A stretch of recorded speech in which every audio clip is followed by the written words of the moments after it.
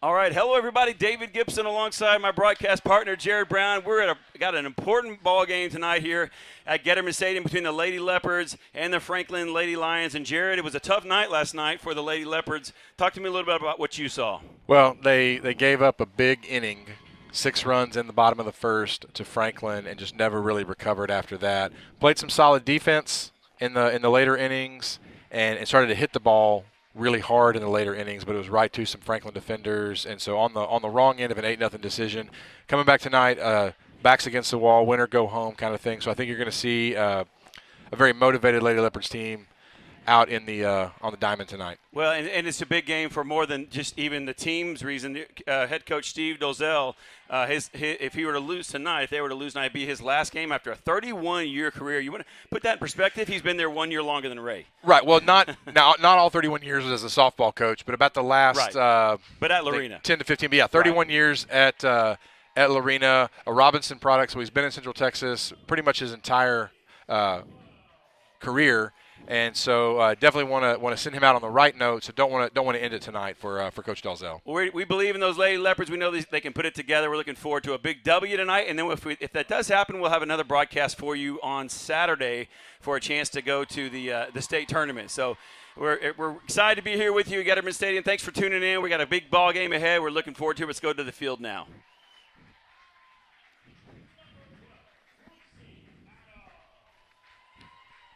You can see the starting lineup.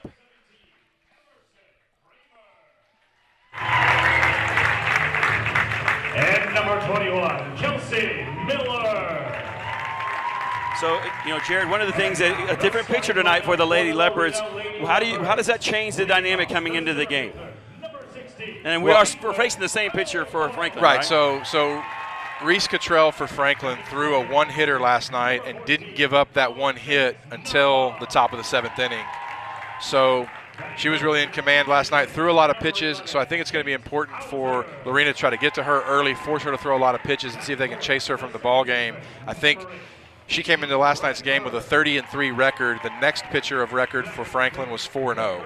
So if you can somehow get Cottrell out of the game, it kind of opens up a lot of things. So Alexis Nava in the circle tonight for the Leopards. Kate Hauser went last night, gave up all 8 runs, didn't pitch the last inning. Gabby Gomez came on in relief, threw well. So I think you've got Nava in the circle, who's pitched well, as the solid number 2 pitcher for Lorena all year. But you can still come back with Hauser if you need her late in the game. So your batting order tonight for the Lady Leopards. I'm having a little trouble with that. Can you get it? Yeah. So leading off for Lorena, playing center field, number 16, Jalen Elfar. Batting second is the pitcher we mentioned, number 14, Alexis Nava. Batting third, the designated player, Kate Hauser. Batting fourth is second baseman Izzy Bradford. Batting fifth, third baseman Callie Benton. Batting sixth will be the shortstop Avery Bain. Batting seventh will be first baseman number 10, Gabby Gomez. Batting eighth and playing left field will be Cheyenne Mondragon. And batting ninth and catching will be number 25, Abby Vassar. Playing right field for the Lady Leopards is Madison Taylor. Having a moment of silence here in the stadium, so we'll take one with them just briefly.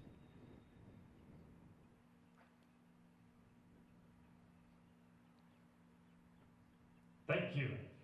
And now, please remain standing and remove your hats as we honor America with the playing of our national anthem. Yeah, we'll get the Franklin batting order after the national anthem. There you go.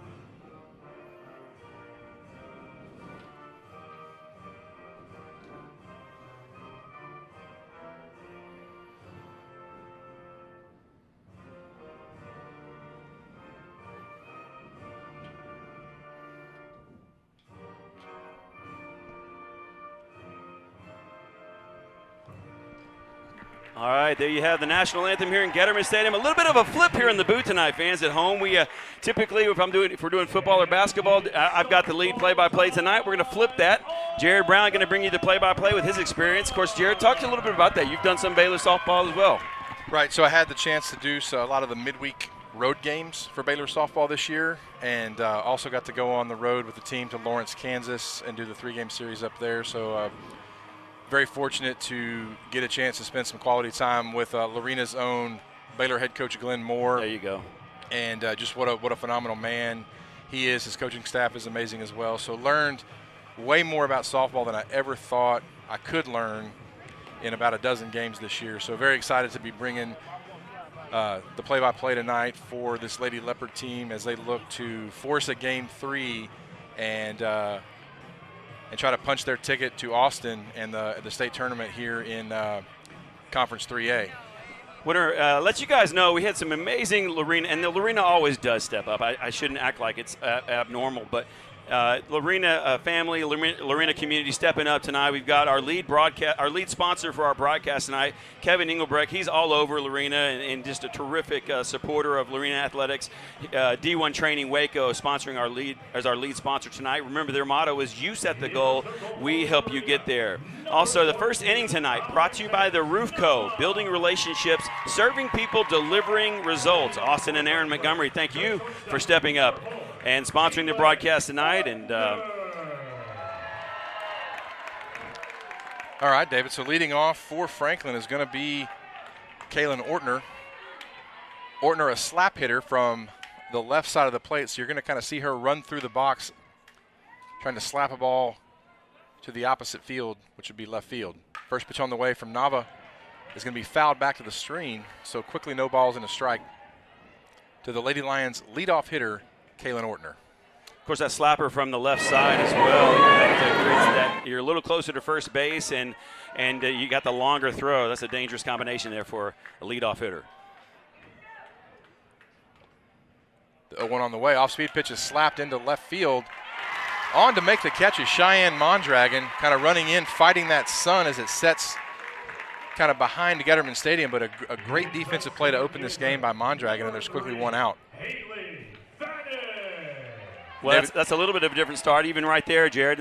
Hopefully that'll help them settle down. I got to think there's a lot of nerves here tonight. Just such an important game for everyone. The seniors don't want to go home. The coach doesn't want it to be his last game. Your backs are against the wall. Lots of emotion here.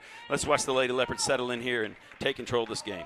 That's going to bring up center fielder Haley Fannin, another left-handed slap hitter. She squares around a bunt. First pitch on the way is a called strike over the outer half of the plate. Foy Light called on the balls and strikes tonight.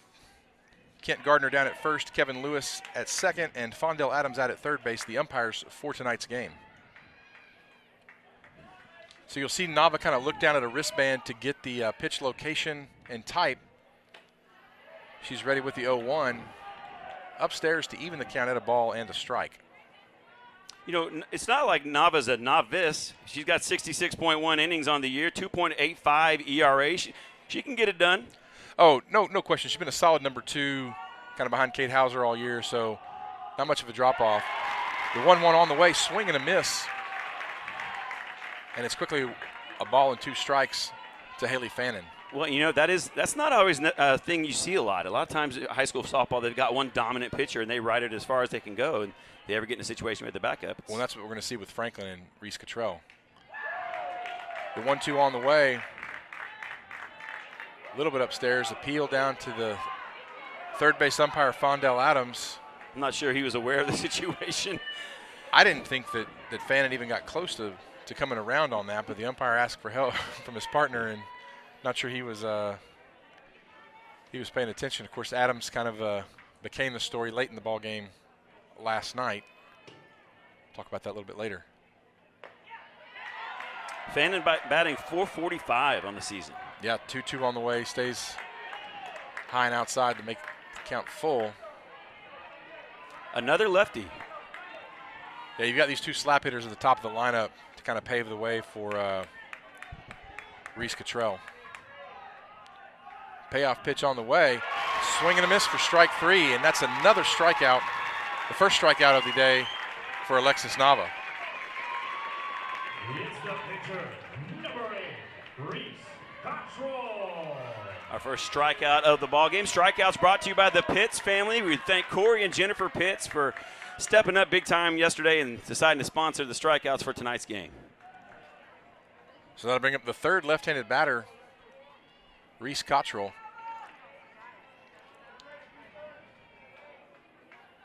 And David, those aren't typos. She is batting .558 on the year. I was checking my glasses. So kind of the do-everything All-American pitcher, hits in the 3-hole for this Franklin Lady Lions softball team. Well, and as impressive as her average is, 25 extra base hits on the year. So she can pound it. What a pitch. Good off-speed pitch over the inside corner, and that's kind of one of the things I think you can really see in high school softball is the ability to use the off-speed pitch, because not a lot of these girls are going to throw in the 60s, which is equivalent to about a 90-mile-an-hour fastball, but they come back with that off-speed and keep you on your toes. Next pitch on the way is slapped foul down the left field line. All right, so now she's got her where she wants her. And I think that's going to be important. One of the things that we saw last night with, and Kate Hauser did a good job in the mound in the circle, but she got behind hitters early and then has to come back with pitches over the outer half of the plate, which Franklin took advantage of. So it's good to see Nava getting ahead of these hitters early on in the count. 1-2 on the way. He's going to be ripped back up the middle into center field for a base hit.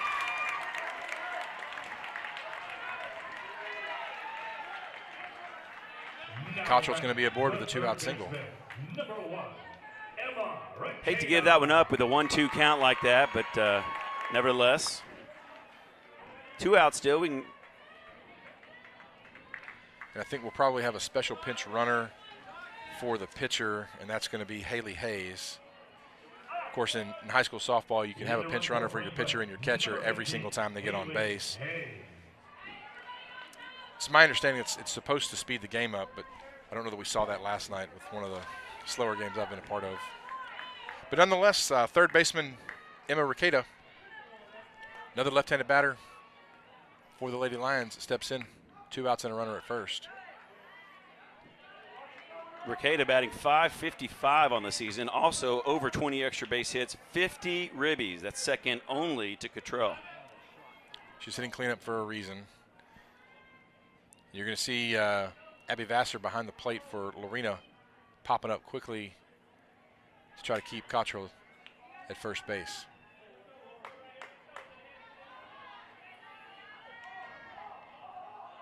One on the way. Fouled back to the screen to even the count of the ball and a strike. Great crowd on hand, David. Of course, last night the stands were almost jam-packed. They really were. Saw Lorena fans having to go sit on the Franklin side for a little while, as there just weren't any seats available. Of course, the teams switching sides tonight. Lorena the home team, Franklin the visitors.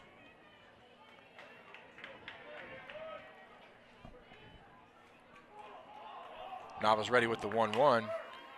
It's going to be skewed down the third base line, foul for strike 2. Yeah, we'll get that scoreboard fixed here in just a minute. That's 1 and 2. So 1 ball, 2 strikes, 2 outs here in the top of the first inning. Haley Hayes running down at first base after Reese Cottrell singled to center. Second straight batter here with a 1-2 count. Let's see if Nava can't navigate this one a little better.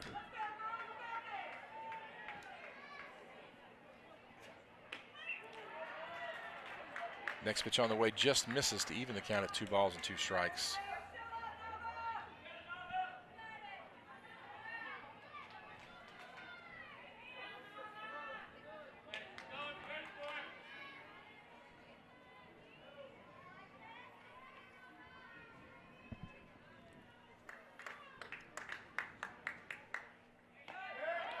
Got a chance. Cottrell off on the pitch.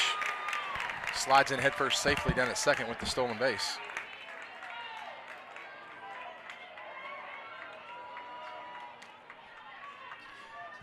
Correction, that's Haley Hayes with the stolen base down at second. Count goes full, 3 balls and 2 strikes to Emma Ricada.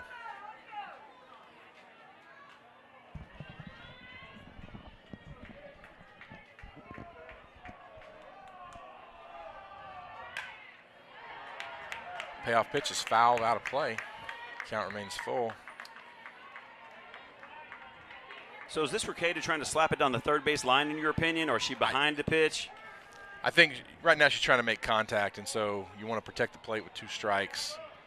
Kind of what we've seen, she's about in the middle of the batter's box, left-handed batter's box, but kind of on the inside, so she's looking to protect the outer half of the plate, which typically means she's going to go to the opposite field. And she does just that, slaps it down the right field line. Mondragon over there to collect it, but not before Haley Hayes comes around to score. And the Lions take a 1-0 lead on the 2-out RBI double by Emma Ricada. Number 10, Caroline Smitherman. David, just like we talked about, she went down the left field line. Mondragon over to cut it off, but Haley Hayes with a lot of speed comes around to score. Hit it out in front of her, too, where she could watch it and get a better jump for it. So that's going to bring up Caroline Smitherman. Another left-handed batter for this Lady Lion team. So if I'm not mistaken, David, that's every hitter so far to come to the plate is left-handed, or bats from the left-handed batter's box. Smitherman with 20 extra base hits, 25 ribbies on the season. Also got 5 stolen bases. Comes into the game batting .496, so. Nava's got to wonder when the numbers start to go down, especially that first one. The 1-0 on the way, and this ball's ripped back up the middle off of Nava to second baseman Izzy Bradford, who fires over to Gabby Gomez at first. What a break there, Jared, off her leg. I'm not sure. I think that ball gets through if she doesn't take it off the leg, but a big play there. The Leopards get out with only giving up 1. Definitely had a chance to get through as a base hit. So we'll take a commercial break and come right back at the end of the half inning. It's Franklin 1, Lorena coming to bat. When I started over 3 years ago, my first goal was to really consider losing a little bit of weight. But really different than losing, I would really like to say that I've gained something. I've gained confidence, I've gained strength, I've gained stamina. So it's always interesting in today's society, right? We want to be leaner, we want to be smaller and so forth. And so we have this weight loss mentality. But to me, the gains have been more dramatic than anything else.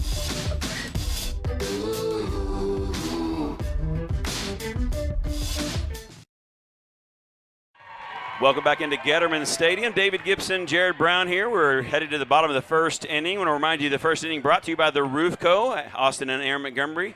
Motto for the Roof Co. is building relationships, serving people, and delivering results. I want to also remind you tonight's broadcast brought to you by D1 Training. You set the goal, we help you get there. I can tell you from firsthand experience that you take your student over there and they're going to ask a lot of questions, which is the best sign they know what they're doing. And going to put together a program for your young student athlete that can help them maximize their talent and skill. And we appreciate Kevin Engelbrecht for being our lead sponsor here. Well, 1-0, Jared, and Lorena coming up here. And you got to think. Well, they gave up 6 runs in the first inning last night, so to only give up 1 here in the top of the first is something, you know. You had a chance to get out of the inning, right? But only giving up the 1 run, then a solid play in the field by Izzy Bradford to keep it from becoming a 2-0 lead. See if the Leopards can kind of parlay that good defense into offense here in the bottom of the first inning. Leading off for Lorena, the center fielder, number 16, Caitlin Elva. Elfar, not too shabby of their own, 426 on the season. She can smack it around a little bit, 27 ribbies.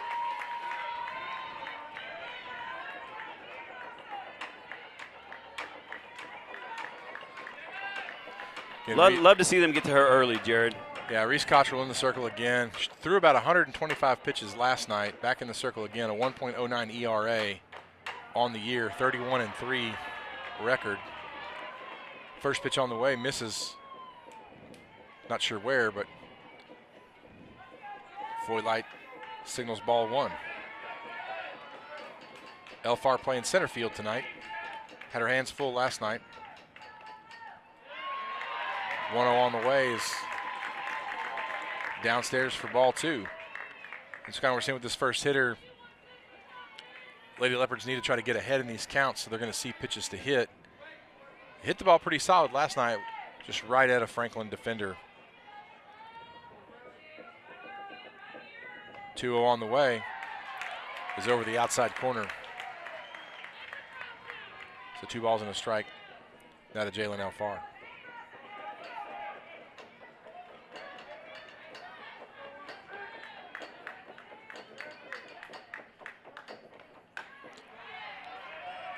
Next pitch is fouled out of play.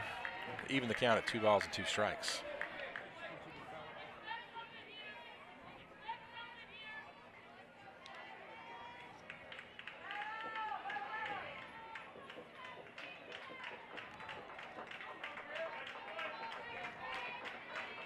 It'll be Elfar, Nava, and Hauser here in the bottom of the first inning for the Leopards.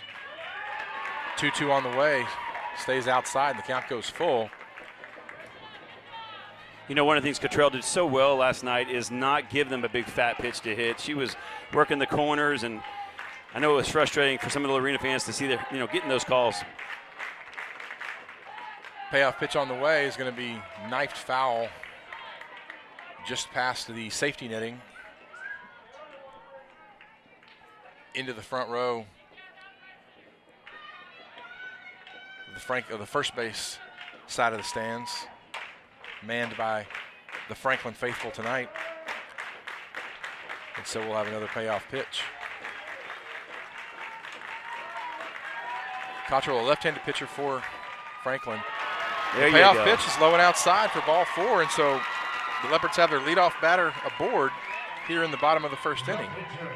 Number 14, Alexis Nava. David, you mentioned Cottrell trying to paint those corners last night, having some success, but she did walk several batters. So again, this is going to be important for the Leopards to take advantage of more base than, runners. More than the walks, it was just not giving them something to really hit. They struggled to really line it up, square it up on them.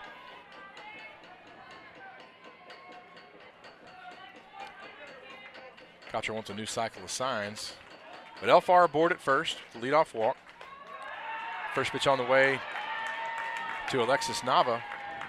Well, and already though, Jared, you see the different umpire behind the plate and a little bit of different strike zone already, and I think that's favorable for the Leopards from what we're seeing right now. Well, you want to force Cottrell to bring you a strike, so Nava taken right there for ball 1.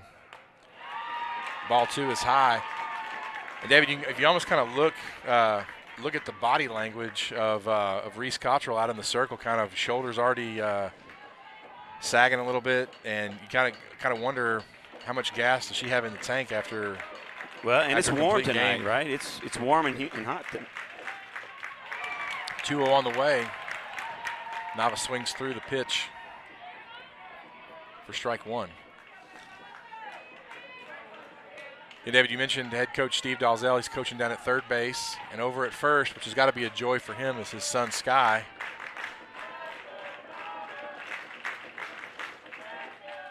Off-speed pitch from Cottrell bounces in front of the plate for ball 3. Elfar down there in first base trying to attempt a throw, and she won't draw one.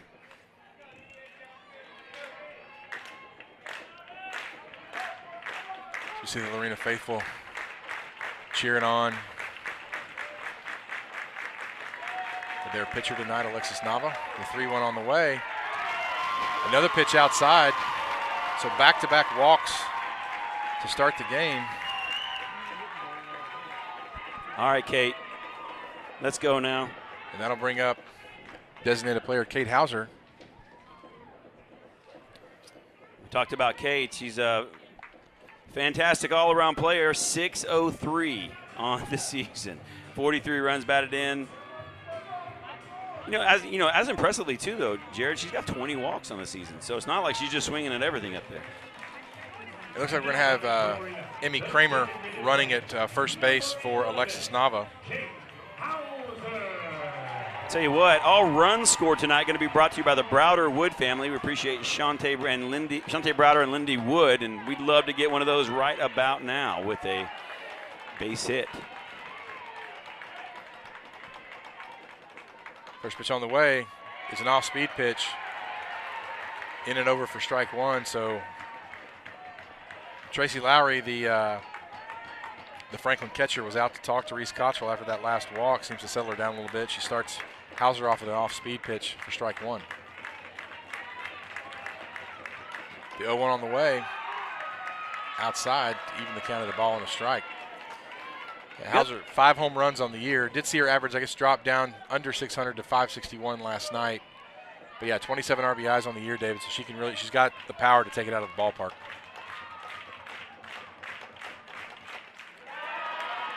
We talked about that eye right there. You know, it's got to be pretty tempting when you want to put one over the fence to see that high fastball and I think off speed. You know, got 2 on, nobody out here, so be patient. Find the pitch you want to hit and drive it.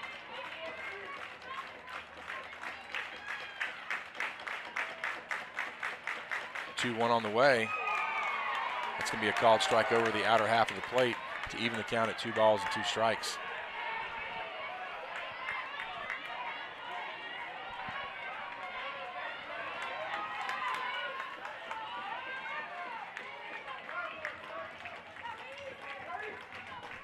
Cottrell ready with the 2-2.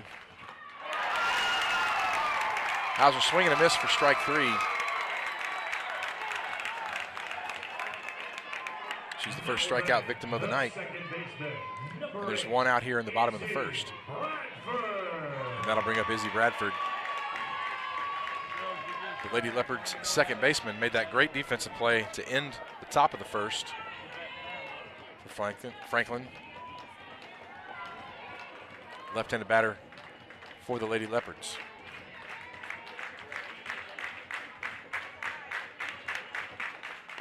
First pitch on the way from Cottrell is upstairs for ball 1. So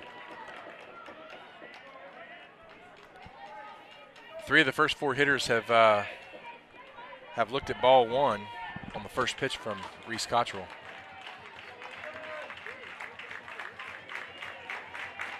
One 0 on the way is upstairs for ball 2. So the Lorena hitters definitely being patient at the plate. And we're going to have a visit to the mound from Franklin head coach Jordan Lytle. So I think we'll take a quick commercial break while he's taking a visit to the mound. We'll come right back. You're listening to Lorena Lady Leopard Softball on Look Live Streams.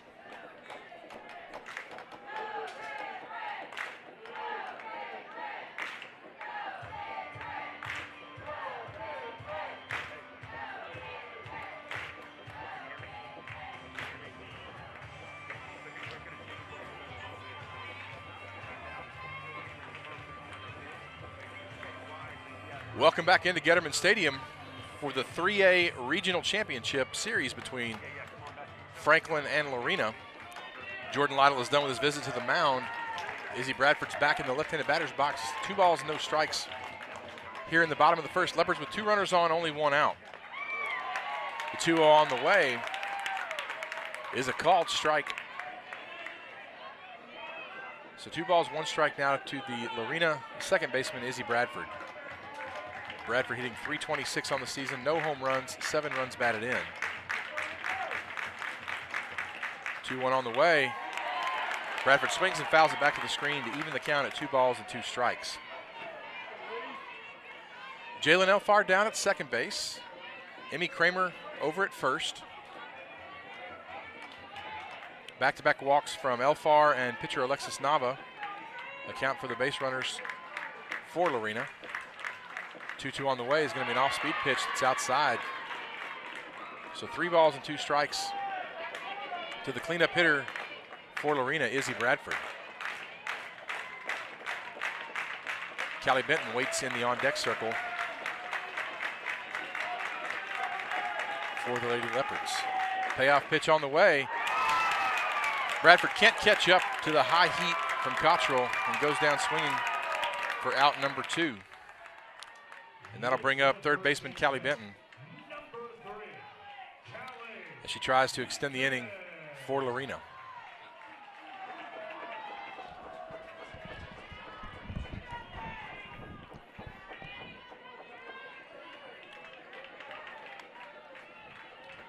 Important moment in the ball game here early, Jared. Obviously, you want to get this run home and tighten things back up.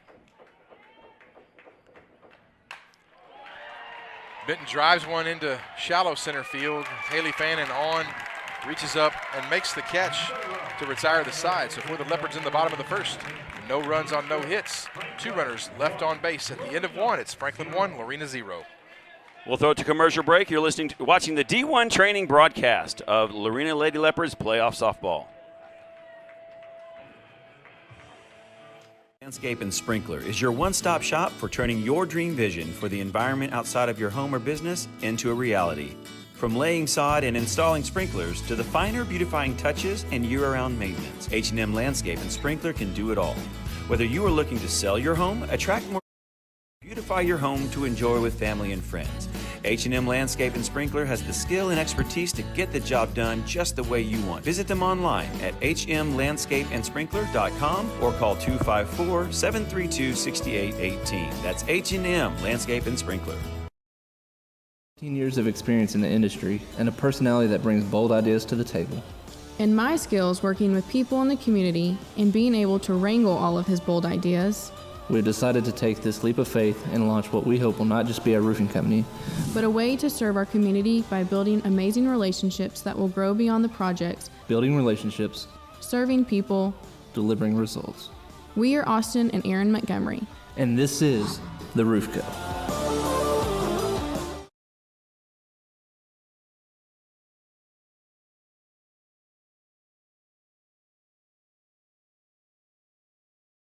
With my 15 years of experience in the industry and a Welcome back into the D1 training broadcast of Lorena Lady Leopards softball. 7:27 on the big clock out in center field. Lady Leopards trailing 1-0 and came up empty there, Jared. But you got to think a little more competitive at this point. Probably settling in and feeling better about things. Definitely got 2 runners on. Now she can find a way to get them home. So Leopards back out to play defense here in the top of the second. It'll be catcher Tracy Lowry to lead it off for Franklin. First pitch on the way from Alexis Nava, a little inside for ball 1.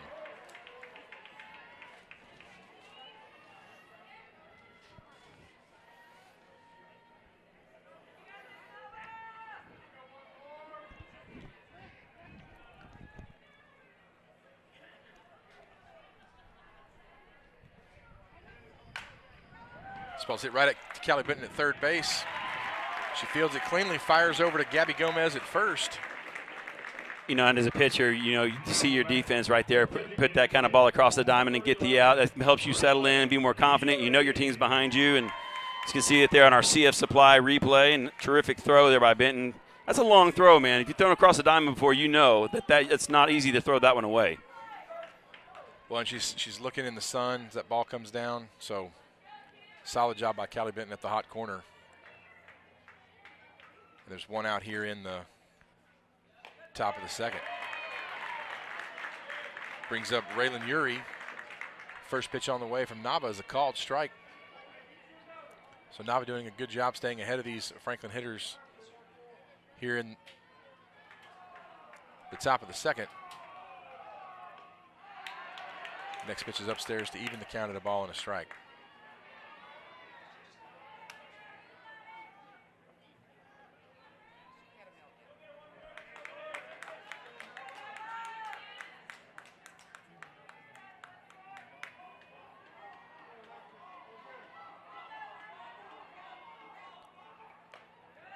The 1-1 on the way. It's outside for ball 2.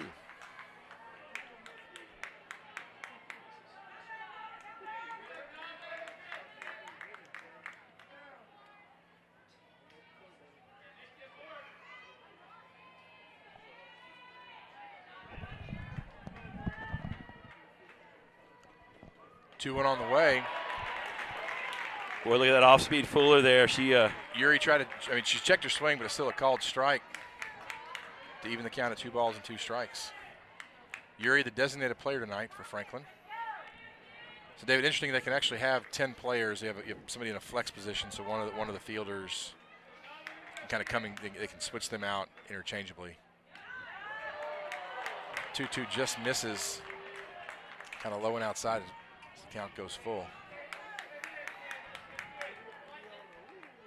Nava maybe not quite with the cannon that Hauser throws, but definitely great placement by her so far. She's not putting much right there over the fat part of the plate. Well, that's the key. These Franklin hitters have shown that they can hit the ball, so you got to keep it on inside, outside, up and down. Payoff pitch misses, and Yuri's aboard with a one-out walk. Right fielder, number 9, Cassidy Polson. And that brings up the right fielder, Cassidy Polson.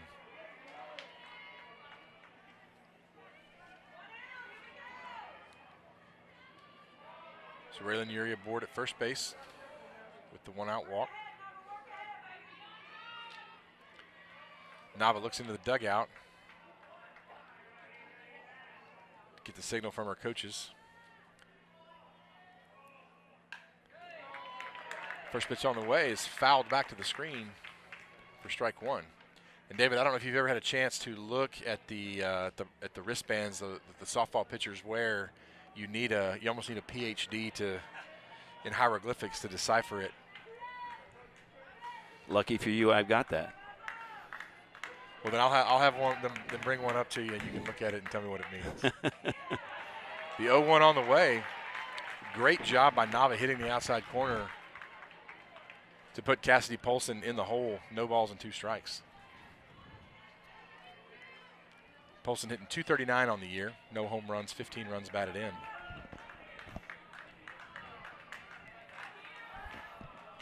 The 0-2 on the way. Polson fouls it off to stay alive. With that low heat right there, tough to get your bat on. So credit Franklin's Cassidy Polson there. Going down there, outside part of the plate and everything, managing to put the bat on it a little bit. Yeah, definitely did a good job to just kind of fight that pitch off, stay alive. You see one more pitch.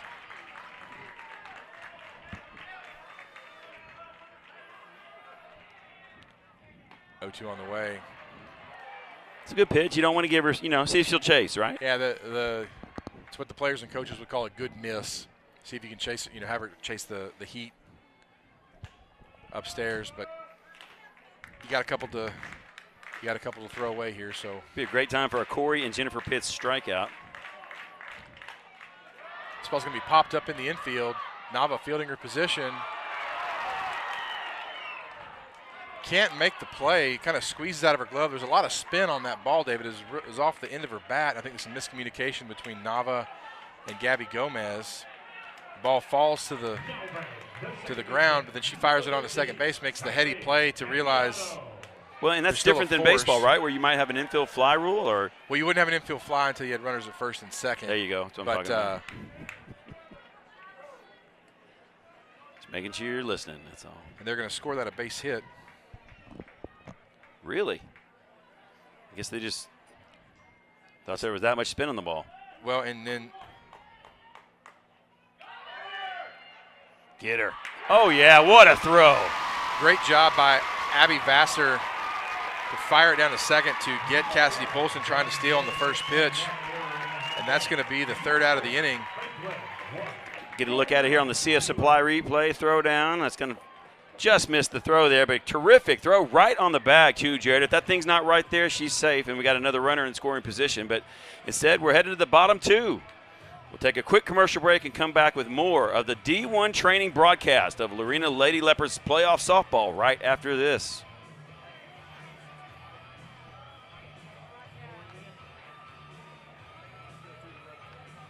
When I started over 3 years ago, my first goal was to really consider losing a little bit of weight.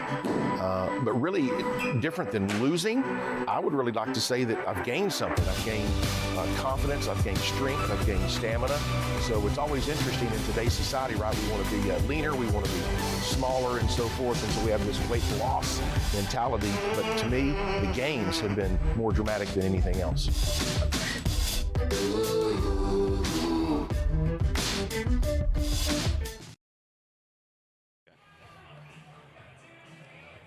Welcome back into Getterman Stadium here on the beautiful campus of Baylor University, Waco, Texas. Your Lady Leopards trailing 1-0 as we head to the bottom of the second. Getting out of the last inning at second base with a throwdown. Caught stealing. And Abby Vassar did a great job last night, kind of behind the plate for the Lady Leopards. A couple of throws that were really, really close, could have gone either way. So great to see her fielding her position and getting the Leopards out of the inning. Well, if you remember back to the first inning, that's really how they got things started. They got a walk, stole second, put some pressure on Nava, and then they managed to drive in that run. So good to get her there. So Avery Bain leads off the bottom of the second for the Lady Leopards, playing shortstop tonight. First pitch on the way from Cottrell is upstairs for ball one.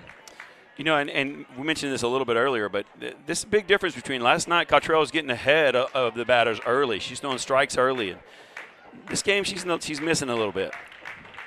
Yeah, she definitely looks tired, not finishing all the way around.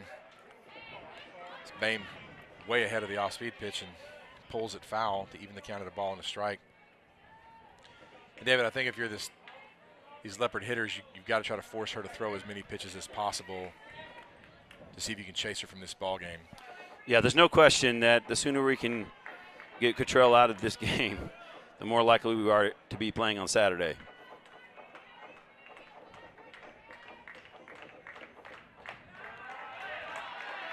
Outside for ball two.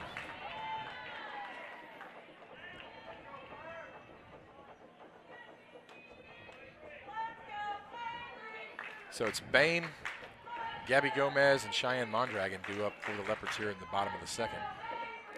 Cottrell ready with a 2-1.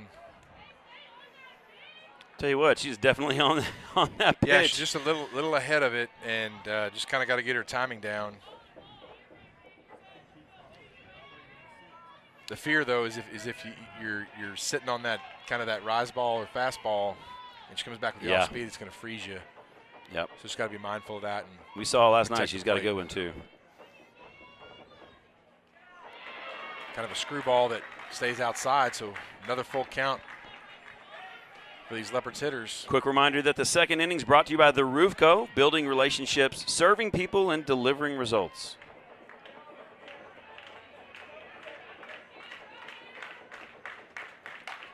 (3-2) is lifted into center field.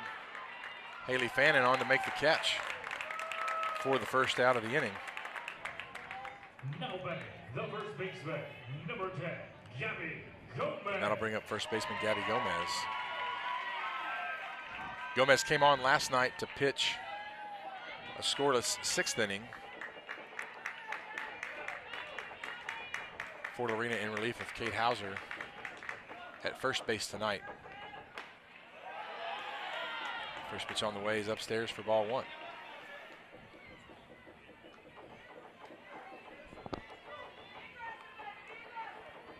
Great crowd on hand here tonight at Getterman. Lorena always showing out. Tell you what, there was nothing like that sight of lower and middle decks full of Leopards that we saw in AT&T Stadium back in December. What a sight that was. Well, David, interestingly enough, this matchup, give you a little statistic here, after this 1-1 offering, off-speed pitch finds the outside corner for strike two. And you got a lot of fans, a lot of students now that school's out, and a lot of football players from both teams, but really neither one can make a claim of being a state champion to the other, as they're both state champions. You're looking at the 3A Division I and Division II state championship teams from Lorena and Franklin. Both these programs very proud. Their communities certainly center around the athletics program, and they produce some terrific teams year in and year out. 2-2 on the way. It's going to be upstairs for ball three. I would expect this. I think that's a throwaway pitch there to see if he'll get her chasing, but I think you're going to see this outside trying to paint that stripe outside batter's box. Gomez pops it up right in front of catcher Tracy Lowry, out of her position. Quickly reaches up and makes the catch for out number two. Looked like Cottrell came back inside with that pitch. Gomez thought it was outside, kind of got handcuffed a little bit.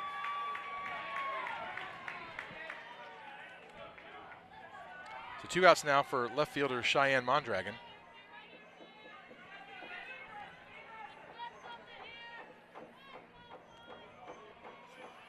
Nobody on. Franklin up 1-0 here in the bottom of the 2nd inning.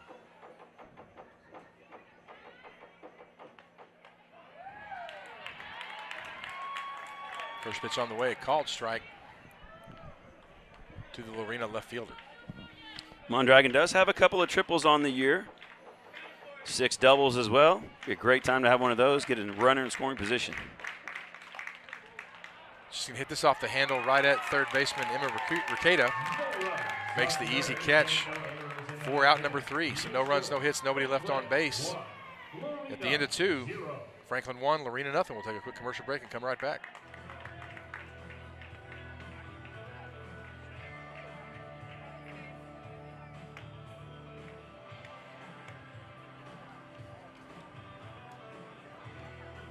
Delivery.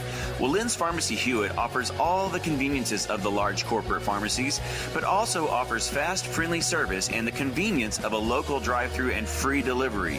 Free delivery. If you are in need of a flu shot, now is the perfect time to visit Lynn's Pharmacy Hewitt with no appointment necessary. Come by 511 North Hewitt Drive or call us at 254-666-5000. Stop waiting on the mail. Try Lynn's Pharmacy Hewitt and let us take the frustration out of your pharmacy experience today. When I started over 3 years ago, my first goal was to really consider losing a little bit of weight. But really, different than losing, I would really like to say that I've gained something. I've gained confidence, I've gained strength, I've gained stamina. So it's always interesting in today's society, right? We want to be leaner, we want to be smaller and so forth, and so we have this weight loss mentality. But to me, the gains have been more dramatic than anything else.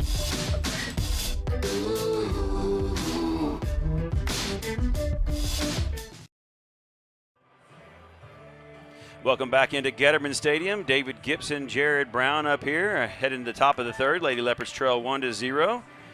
You're watching the D1 training broadcast of Lorena Lady Leopards playoff softball. Also want to mention that the 3rd inning brought to you by The Roof Co., building relationships, serving people, delivering results. We appreciate Austin and Aaron Montgomery for sponsoring the 3rd inning of tonight's game. Here with the play-by-play, Jared Brown. So Kylie Cambiano was at the plate when Cassidy Poulsen was gunned down by Abby Vassar at second base trying to steal, so she'll lead off the top of the 3rd for Franklin. Alexis Nava back out for her 3rd inning of work. First pitch on the way is low for ball 1.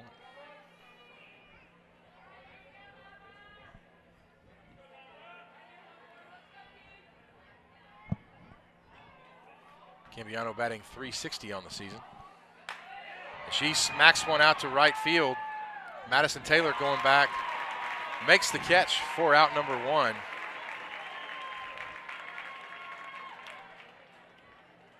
Madison kind of taking advantage there of the fact that that's really the only part of the field that's not dealing with a little bit of a shadow issue. Certainly left field is, center field as well, and she was able to track that ball easily, flawlessly.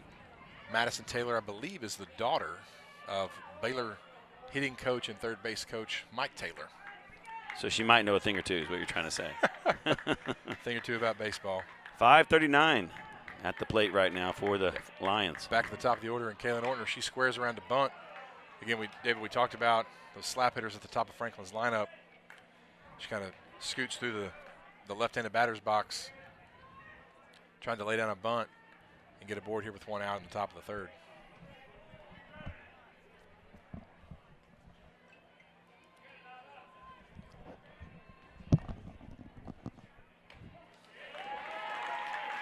One on the way, a called strike to even the count at a ball and a strike.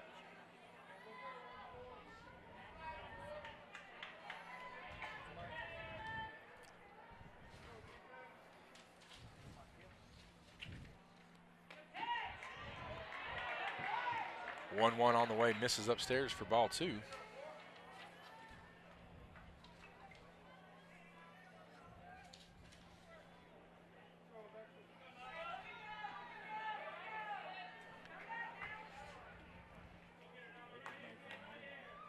Nava ready with the 2-1.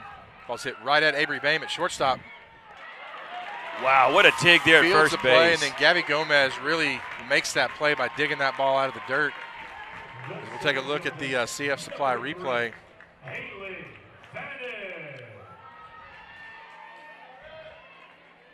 Had to have it that kind of speed, too. Terrific job getting the ball over there. So 2 up, 2 down here in the top of the third. That'll bring up the center fielder, Haley Fannin. And David, so far we've seen solid defense by the Lady Leopards, which last night they had some plays that kind of looked like they kind of confused them a little bit, which and then solid base running by Franklin. Got to certainly give credit where credit's due, but kind of had the Leopards on their heels. And tonight we've seen them come out confidently on the diamond. I want to remind y'all at home, wherever you are, we're multi-streaming on 5 platforms tonight. Both YouTube channels, Look Live Streams, Look Live Streams 2, on Twitter, Look Live Streams Twitter, as well as Facebook's Lorena page. 1-0 on the way to Haley Fannin. Just misses for ball 2.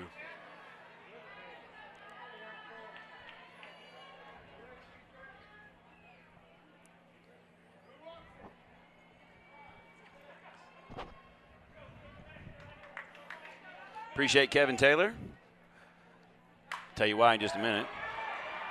Fannin slaps the ball out into left field, and it looks like Cheyenne Mondragon can't quite make the catch. May have lost it. There's one sliver of sunlight still out in the Getterman Stadium outfield. She may have lost it in the sun. The ball drops, and Haley Fannin finds herself standing at second base. Boy, I was just about to say how solid the defense has been tonight, and certainly you don't want to criticize her for getting the ball caught up in the sun, but just don't want to give them extra chances there at second base. Yeah, they're going to call that a base hit as she had trouble with the sun. So Fannin's board with a 2-out double. Next pitch on the way from Cottrell is driven back up into center field. Coming home is Fannin. Throw not in time.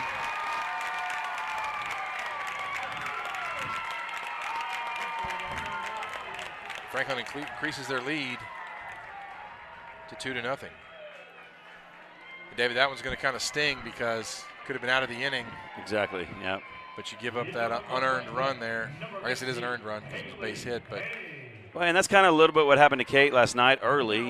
She was making some good pitches and then had a couple of fluky situations, and then Franklin started lighting up the bats a little bit. And still only 2-0 though. Leopards need to keep playing, hanging in there. So Reese Cottrell's down at first, and then it looks like Haley Hayes is going to come on to pinch run for her down at first, and that's going to bring up Emma Ricada, third baseman for Franklin. So 2 outs here in the top of the third. Franklin with 1 run across, nursing a 2-0 lead. First pitch on the way from Nava is upstairs for ball 1. Mentioned a moment ago, we appreciate Kevin Taylor. Of course, Kevin Taylor with CF Supply. They do sponsor our replays for a couple of years here, football, basketball, and now softball as well.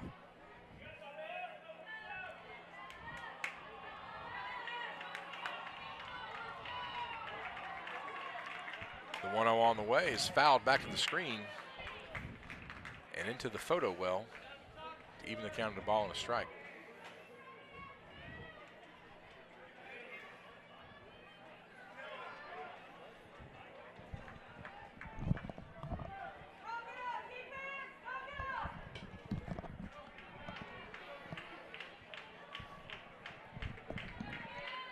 So a ball and a strike to Ricada.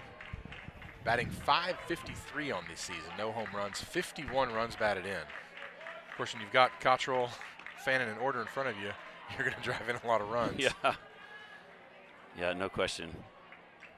But credit her. She's, put me out there. I don't think I'm driving in that many runs. Probably.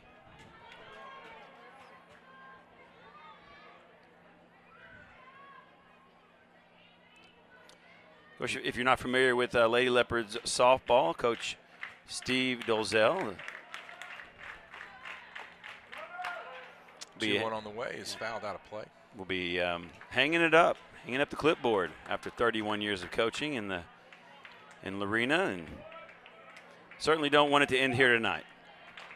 Definitely not. Coached under head coach Ray Biles for years on the football side. Longtime wide receivers coach after a standout high school career just down the road, that team that wears blue and white. Yep, there you go. 2-2 on the way. Is going to be dribbled slowly to second base.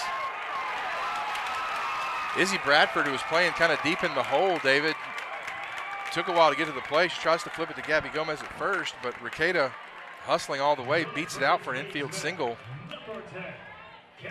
Yeah, and just really having to kind of go against her own momentum there. Difficult to get it out of her glove and have anything on it, and I think that really ended up being the difference there. She just couldn't put quite enough on there to get it there before the runner. And I think she didn't recognize she thought it was coming off the bat a lot harder than it was, and so it's more shifting to her left as opposed to coming forward, and just couldn't get there in time. So the Lady Lions have 2 runners aboard for Caroline Smitherman. She swings the first pitch right to Avery Bame at shortstop. She flips to Callie Benton at third, who steps on third base for the force, and that ends the inning. So for Franklin, they get 1 run on 3 hits. They do leave 2 runners on base. We'll take a quick commercial break. You're listening to the D1 Training Waco broadcast of Lorena Lady Leopards softball. Are you with me now? Ready to put it down. Start at the bottom, already forgot them, but they won't forgive me now. You really ain't ready now. You haters just in the crowd, but still I just look around. Are you with me now? Are you with me now? Are you with me now? Said, are you with me now? Ain't felt this good in a while. They want us to simmer down. Can you hear me now? Am I going in and out? I stop and just look around to see if you're with me now. Tell me, are you with me now? Ready to put it down. Start at the bottom, already forgot them, but they won't forgive me now. You really ain't ready now. You haters just in the crowd, but still I just look around. Are you with me now? Are you with me now?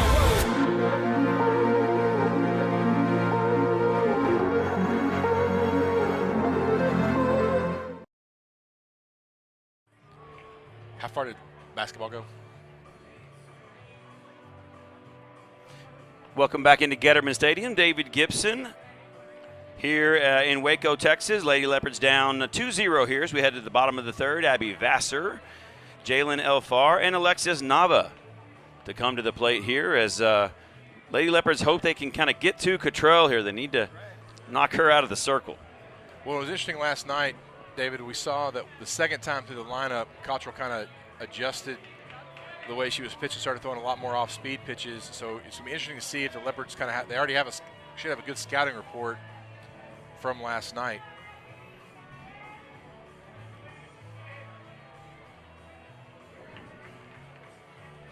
And these two teams ought to get very familiar with each other as they're going to be playing each other for the next 2 years as Franklin's moved into the district as they moved up into 3A Division I, at least for football. Yeah.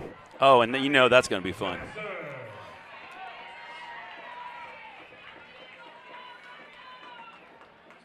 First pitch on the way from Cottrell is outside for ball 1.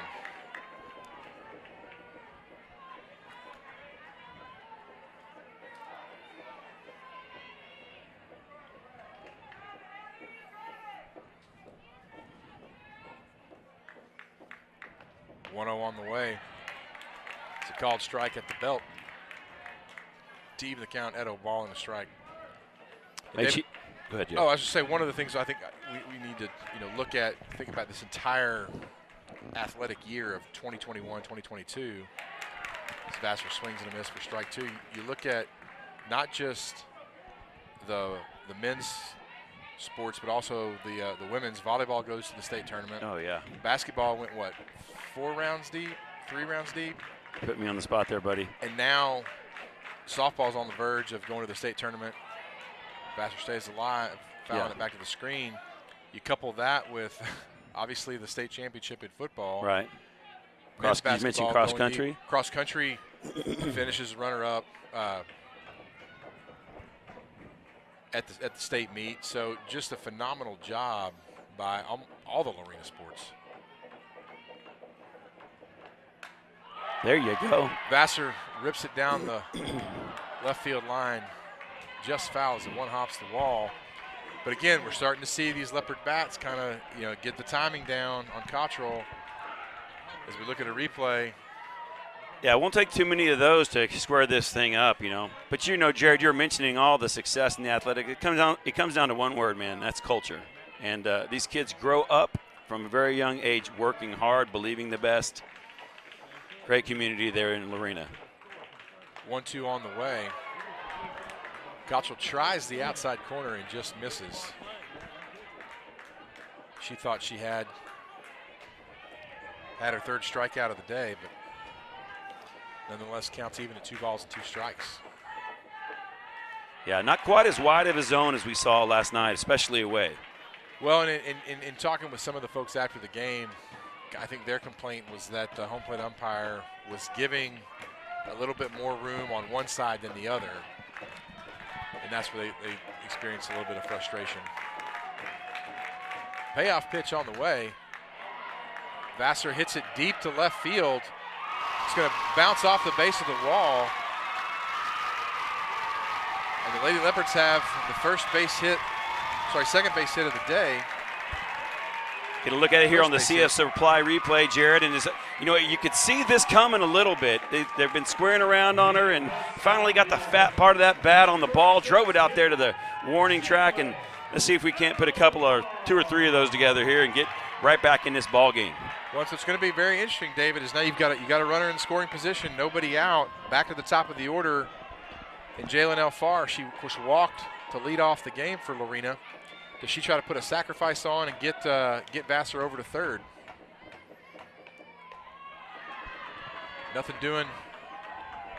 First pitch, which is upstairs for ball 1.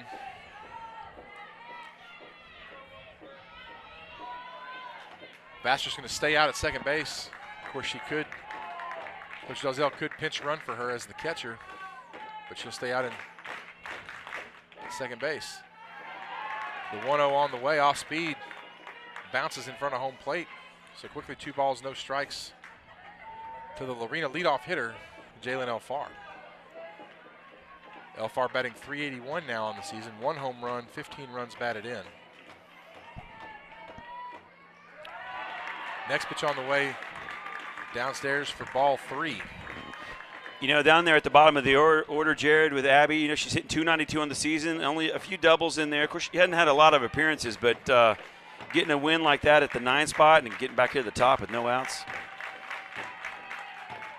3-0 on the way. Elfar taking all the way, and it's a called strike.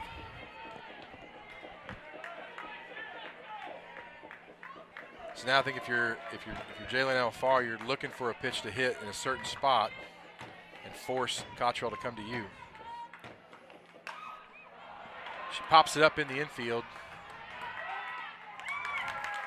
Kylie Cambiano underneath it to make the catch for the first out of the inning. Need to mention that Abby Vassar's double a moment ago is brought to you by Lynn's Pharmacy Hewitt. They're sponsoring all base hits here tonight. We hope you get several more there. Service you deserve from a neighbor you trust. That is Lynn's Pharmacy Hewitt. Appreciate Darby and Terry Wagner for jumping on here and sponsoring the Lady Leopards playoff softball. Well, that'll bring up Alexis Nava. Nava also walked her first trip to the plate back in the first inning. First pitch on the way from Reese Cottrell is off speed pitch over the inner half of the plate for a called strike 1. What's your thought there with an off speed? She did that with Hauser too a couple innings ago. Off speed pitch, kind of taking advantage of aggression, or? Well, I think just a scouting report. And yeah. If they like to swing at the first pitch and start them off something. The 0-1 on the way outside to even the count of the ball and a strike.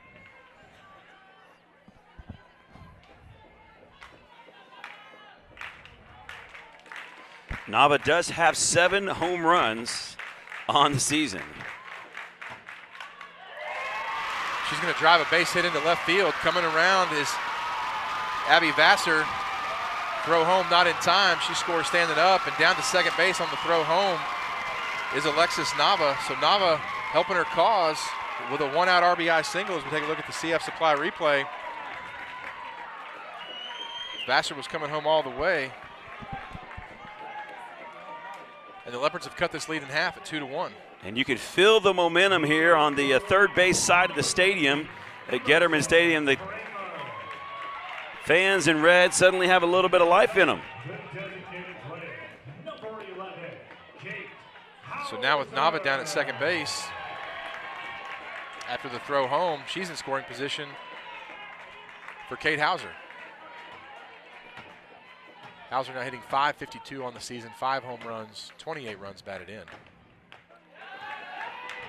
First pitch on the way is outside for ball 1. And it looks like Emerson Kramer has come on to pinch run for Alexis Nava. So Emmy Kramer now down at second base for the Leopards. Hauser drives a base hit through the right side. Kramer's coming home. The throw is going to be cut off. And David, this ball game is tied 2-2 on back-to-back RBI singles from Alexis Nava and Kate Hauser. Take a look at the CF Supply replay there. Hauser just pounds the ball through the right side, and Lady Leopard, tell you what, I got chills on my arms right now. You can just feel the momentum. Such an important point of the season and in this game for the Lady Leopards, and they knotted up. And credit Kate Hauser for a big hit there in the clutch. Want to remind you that all runs here tonight, both of those beautiful runs, brought to you by the Browder Wood family. We appreciate Shantae Browder and Lindy Wood for sponsoring all of the runs scored, and we're hoping that they get to do a whole lot more of those here tonight and then again on Saturday. So appreciate you, Shantae, for sponsoring the broadcast. I tell you, man, honestly, Jared, if you think about this, I mean, the way the game started yesterday, this is really the first time in about, 10 innings that you've almost been able to breathe if you're a Lady Leopards fan. It looks like we're going to have another pinch runner for Kate Hauser down at first base. And I believe that is going to be Hannah Deloney.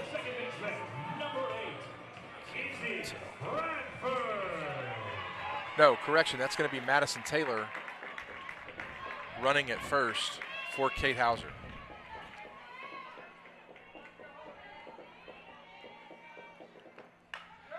Izzy Bradford slapping, hits it over to second baseman Kylie Cambiano.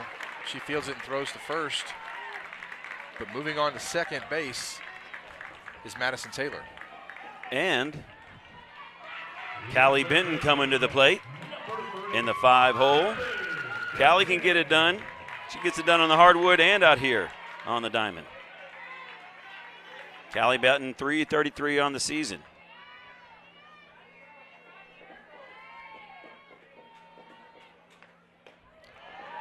First pitch on the way is upstairs for ball 1. So Leopards with another runner in scoring position. 2 runs across here in the bottom of the third.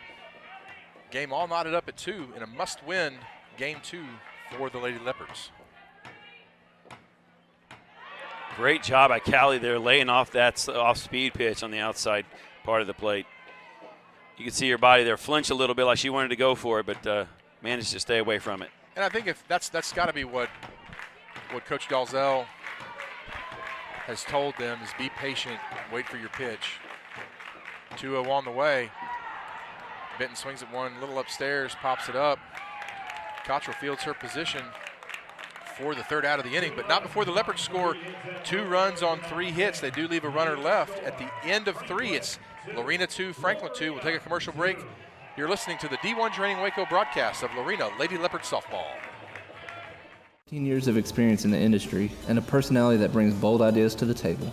And my skills working with people in the community and being able to wrangle all of his bold ideas. We've decided to take this leap of faith and launch what we hope will not just be a roofing company, but a way to serve our community by building amazing relationships that will grow beyond the projects, building relationships, serving people, delivering results. We are Austin and Aaron Montgomery. And this is The Roof Co. Samuel Grismer. I've been coming here for about a year and a half.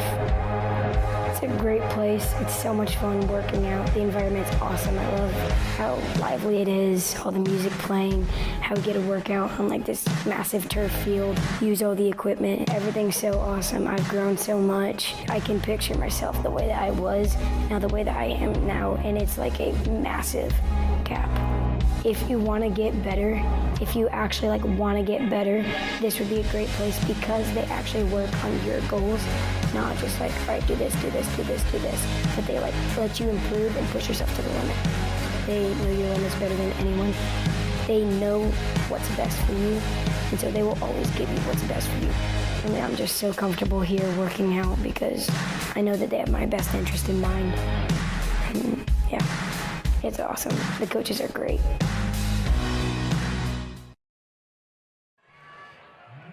All right, welcome back into Getterman Stadium. That half of the inning was a lot of fun. We had 2 Browderwood family runs scored for the Lady Leopards with lots of Lynn Farmers base hits. And so the Lady Leopards have tied this thing up for the first time since 0-0 in the first inning of yesterday's game. And so here with the play-by-play, here at the top of the 4th, Jared Brown. Tracy Lowry to lead it off.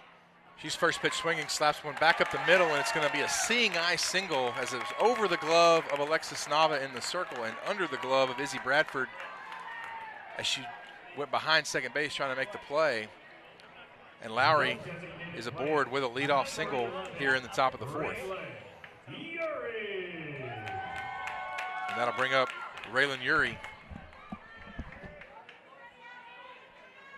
the designated player.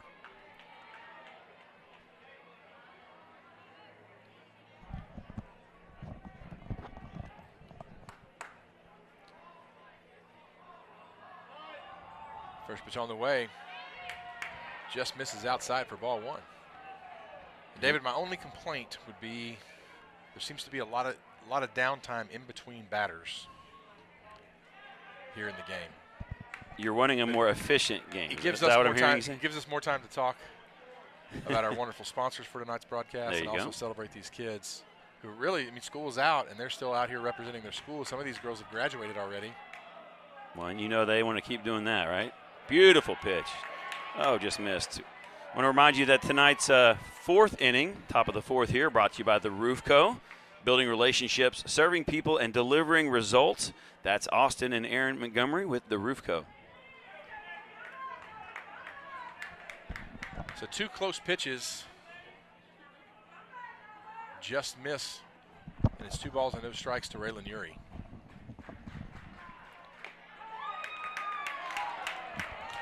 Next pitch just misses for ball 3. So Nava trying to hit that outside corner spot is just missing Foy Light's strike zone.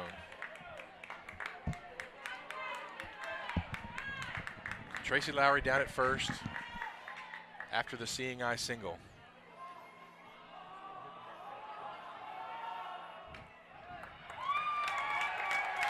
The next pitch upstairs for ball 4, so a 4-pitch walk to Raylan Urey. Now back, the right fielder, number 9, Cassidy Olsen. And the Lady Lions have their first 2 runners aboard.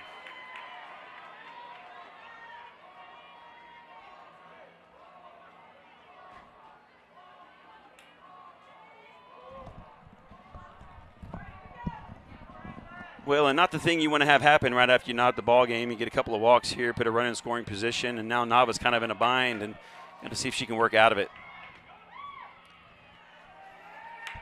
Next pitch on the way to Cassidy Polson. It's downstairs for ball 1. So after really doing a good job in the first 3 innings, David, of finding the plate, Alexis Nava having some control issues here as we start the 4th inning.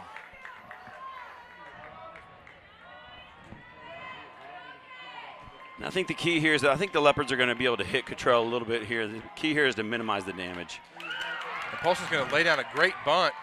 Callie Benton charges in from third, fires it over to first to get the out. But Polson does her job as she sacrifices both runners to second and third base respectively. So Lowry now at third, Raylan Urey at second.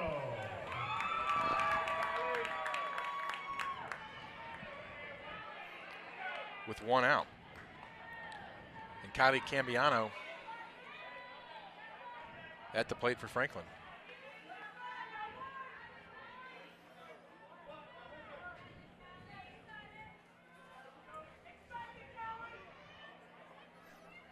So Kylie, the 9-hole hitter, this is definitely one you'd want to get if you can. Maybe get a pop out and have a chance to face that number 1 hitter with 2 outs. And a base empty.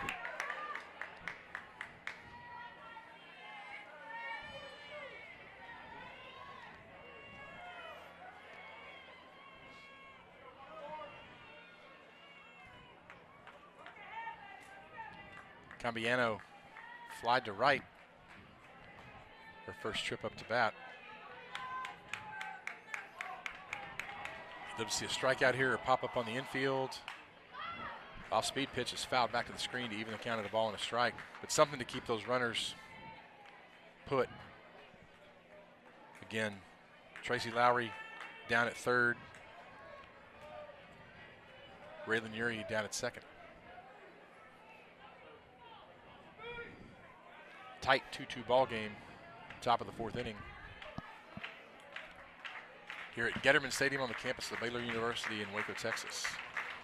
Middle infielders playing up a little bit, trying to hopefully cut this run off at the plate.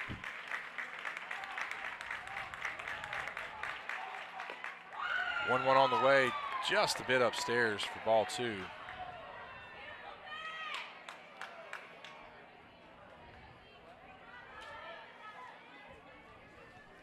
Yeah, if you're head coach Jordan Lyle for Franklin, you got to wonder if the ball's hit on the ground in the infield, do you send the runner home from third or do you have her wait?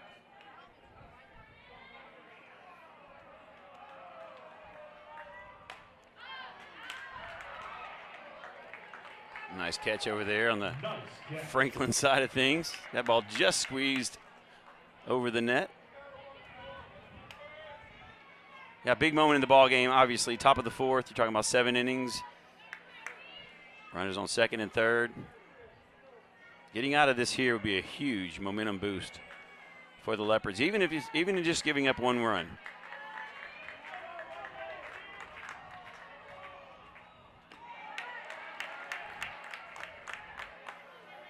Good job by Abby Vassar behind the plate, kind of digging that ball out of the dirt.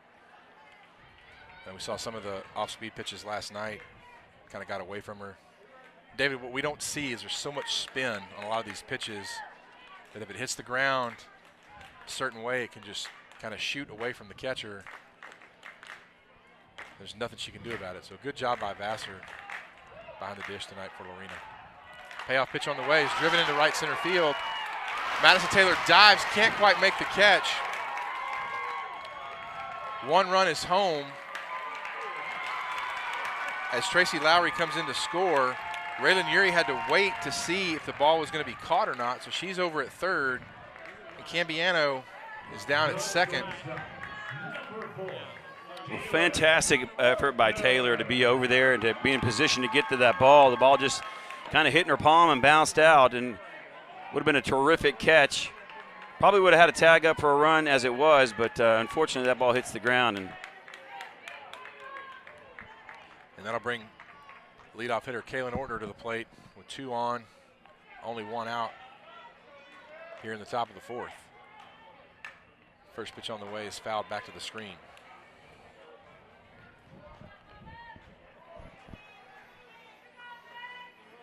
David, we talked about the crowd. Definitely a good crowd on hand tonight, but not near as many as we saw last night, so a great opportunity for the Lorena fans to watch from home on one of 5 different platforms on the live streams. That's right. Order's going to hit this one straight into the ground. Boy, Nava out of the circle quickly, looks Raylan Urey back to third before firing on to first to get the second out of the inning. Huge play. You see her look back and then fire it over to third, or fire it over to first. Gabby Gomez makes the out. So 2 outs now in the inning. And Haley Fannin steps in. 1 for 2 on the afternoon. She's struck out and doubled, so you know she's going to be swinging the bat. First pitch swinging, she lines it right at Avery Bain, great job in the right place at the right time. She makes the catch, and the Lions are done in the fourth. They do get 1 run on 2 hits. They do leave 2 runners left. We'll take a break. This is the D1 Training Waco broadcast of Lorena Lady Leopard Softball. Landscape and Sprinkler is your one-stop shop for turning your dream vision for the environment outside of your home or business into a reality. From laying sod and installing sprinklers to the finer beautifying touches and year-round maintenance, H&M Landscape and Sprinkler can do it all. Whether you are looking to sell your home, attract more customers, or beautify your home to enjoy with family and friends, H&M Landscape and Sprinkler has the skill and expertise to get the job done just the way you want. Visit them online at hmlandscapeandsprinkler.com or call 254-732-6818. That's H&M Landscape and Sprinkler.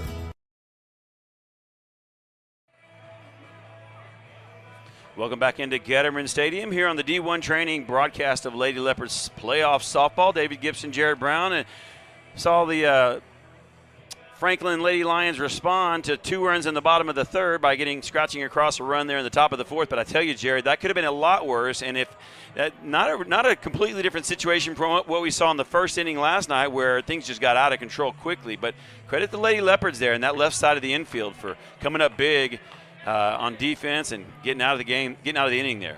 And really the play we don't talk a lot about was on the sacrifice bunt. Callie Benton charging and making that first out was crucial as Nava got the second out, and then that great positioning by Avery Bain as she knew right where Haley Fannin was going to hit it. And how often do we see this? You end the inning with a great defensive play and you lead off the next inning at bat. And that's Avery Bain. 0 for 1 on the evening, flied out to center. Back in the second inning. First pitch on the way from Reese Cottrell is ball 1. You know, we talk about Steve Dolezal wrapping up a terrific career here at Lorena. Want to welcome in Lauren Phelps as well as the new head softball coach, and also going to teach health there at Lorena. She'll be taking over and got some big shoes to fill over there. I'm sure she's ready for it.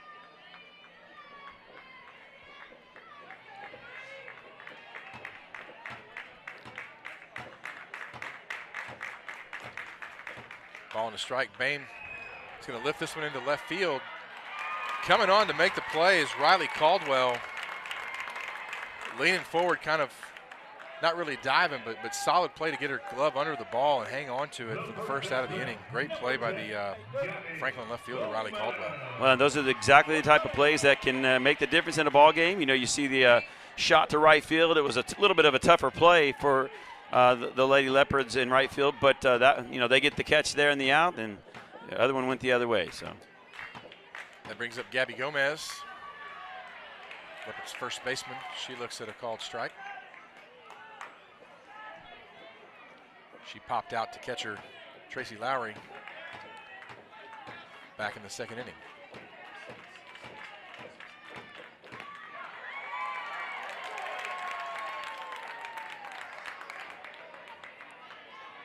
Gomez looks at 2 called strikes and is quickly in the hole, 0-2. Batting .250 on the season. No home runs, 7 runs batted in.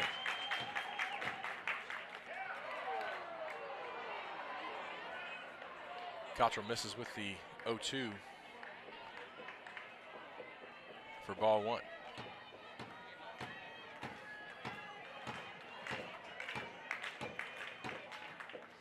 Cottrell ready with the 1-2. Off speed, just misses downstairs to even the count at 2 balls and 2 strikes.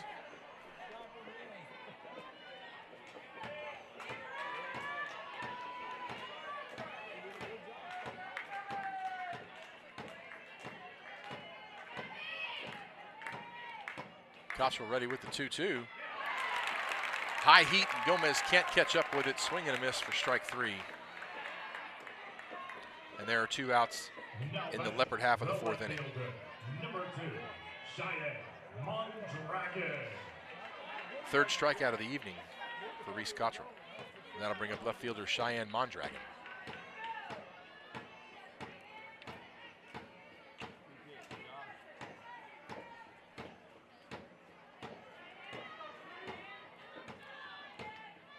Mondragon 0 for 1. First pitch on the way is outside. Cheyenne batting .281 on the season. No home runs, 3 runs batted in.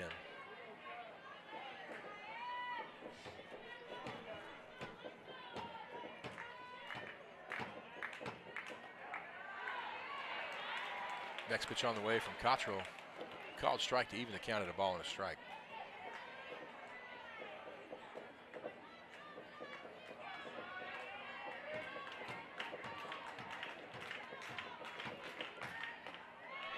The 1-1 on the way.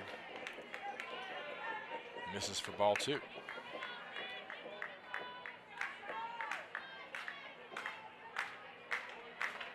Abby Vassar waits in the on-deck circle. Should Mondragon get aboard here in the bottom of the 4th inning. Leopards down 3-2. This ball's lifted into shortstop. Kaylin Ortner underneath it makes the catch.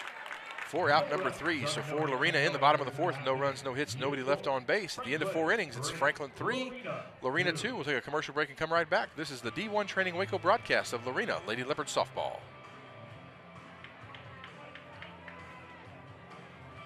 When I started over 3 years ago, my first goal was to really consider losing a little bit of weight. But really different than losing, I would really like to say that I've gained something. I've gained confidence, I've gained strength, I've gained stamina. So it's always interesting in today's society, right? We want to be leaner, we want to be smaller and so forth. And so we have this weight loss mentality. But to me, the gains have been more dramatic than anything else.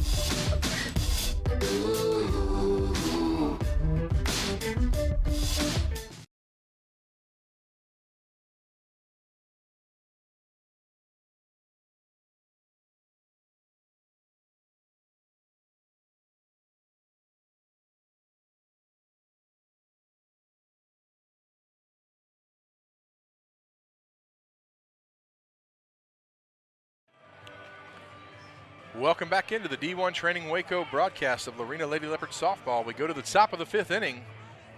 Leopards down 3-2 to Franklin. This 5th inning sponsored by the Roof Company, Austin and Aaron Montgomery, building relationships, serving people, and delivering results. Leopards unable to get anything going there in the bottom of the 4th, 3 up, 3 down. As we go to the 5th, it'll be pitcher Reese Cottrell, Emma Ricada, and Caroline Smitherman due up for Franklin. Number 8, Reese Cottrell. Cottrell gone the distance in both games for Franklin in the circle. She's first pitch swinging and drives the ball into center field. On to make the catch is Jalen Elfar. So 1 pitch and 1 out here in the top of the 5th inning.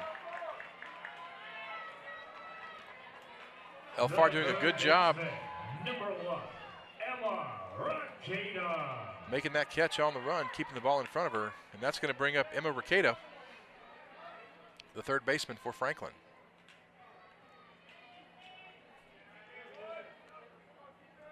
Ricada 2 for 2 on the evening, a single and a double. An RBI double back in the 1st inning. She's first pitch swinging, hits it right at Callie Benton at 3rd. He fires it on to 1st. Gabby Gomez puts the squeeze on it. And 2 pitches, 2 outs here in the top of the 5th inning. Take a look at the CF Supply replay. Just a solid job of Benton being in the right place at the right time. And a solid throw to 1st that she's made all night. That brings up Caroline Smitherman, the Lady Lion first baseman.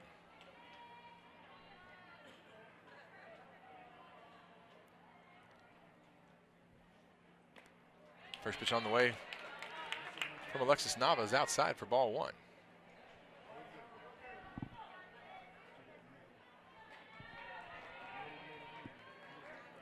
Smithman 0 for 2 on the evening. Just ground out and hit into a fielder's choice.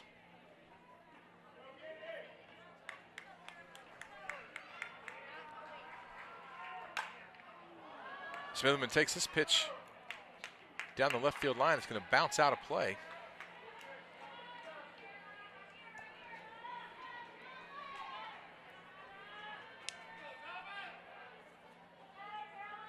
So a ball and a strike to Caroline Smitherman here in the top of the 5th inning. 2 outs, nobody on for Franklin as they cling to a 3-2 lead here in game 2 of this best of 3 in the Class 3A Regional Championship. 1-1 on the way is upstairs for ball 2. Franklin, of course, won game 1 last night, 8-0 behind a strong pitching performance from Reese Cottrell. Took a no-hitter into the top of the 7th. Did give up 1 base hit before completing the 8-0 shutout.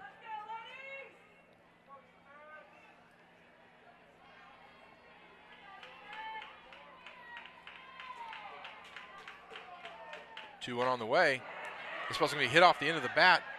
Nava out of the circle, fielding her position well, fires it over to first for the out, and just like that, Franklin is done in the top of the 5th. No runs, no hits, nobody left on base. We'll take a quick commercial break and come right back. This is the D1 Training Waco broadcast of Lorena Lady Leopard Softball.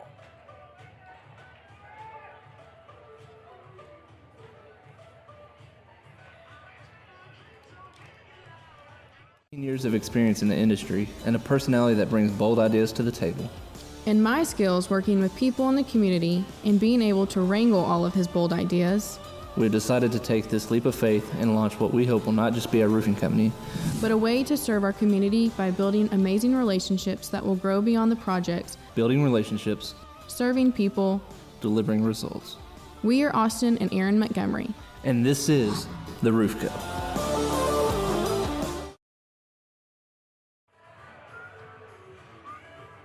And welcome back into Getterman Stadium here on the campus of Baylor University, Waco, Texas. David Gibson, Jared Brown, bringing you the D1 Training Waco broadcast of Lorena Leopards playoff softball. D1 Training Waco, you set the goal. We help you get there. Appreciate Kevin Engelbrecht for sponsoring Lady Leopards softball. So, Jared, 3 more cracks at it. 2 more cracks at Cottrell, and you got to feel pretty good about what we saw, obviously, last inning. And it's going to be telling here early, I think. Can we put the bat on the ball quickly and put some pressure on her? Well, I think head coach Jordan Lyle, Franklin head coach Jordan Lyle, has kind of shown that he's going to go with Cottrell in the circle until he can't. So it's now going to be up to these Leopard bats to come alive and regain, or try to gain the lead for the first time in this series as they find themselves down 3-2 as we go to the bottom of the 5th inning. Well, and if I remember right, Abby Vassar got it started last time as well, so she's coming up to the plate, and let's see if Abby can't do it again. Number 25, Abby Vassar. Yeah, she led off the 3rd with a double to the left center field wall, came around to score.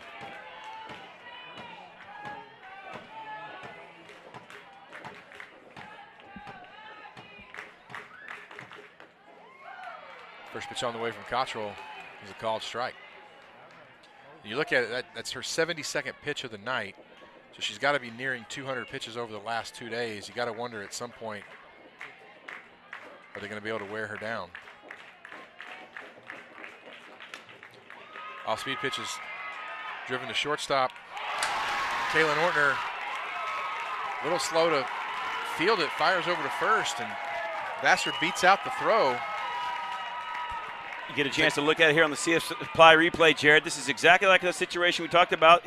Ball hits it in the glove, just pops out, and now the Lady Leopards take advantage, hopefully, here.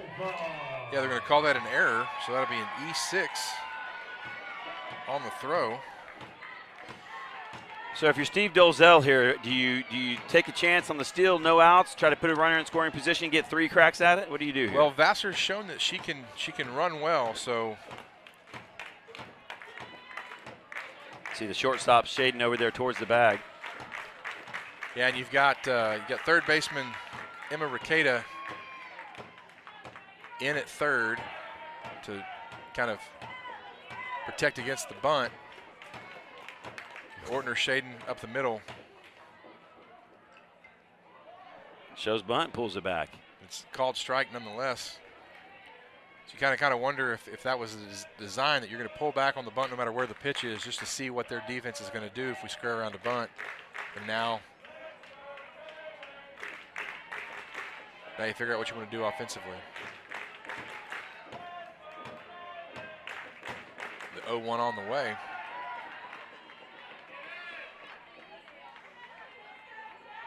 Well, the scoreboard's got 2 balls, no strikes. I could have sworn that first pitch was a called strike. Maybe I missed it. No, it was. He definitely called it a strike. Okay. So I think the count's 1-1. And I think the call was that she didn't get the bat back in time. Okay. But he definitely went up signal strike. So we'll see. It's not going to matter. She rips a base hit through the hole at short. Again, we talked about Ortner kind of cheating over to keep Vassar honest at first. As we look at the replay. And Alfar rips a base hit through that shortstop hole. And the Leopards have 2 on with nobody out here in the bottom of the 5th. And at the plate,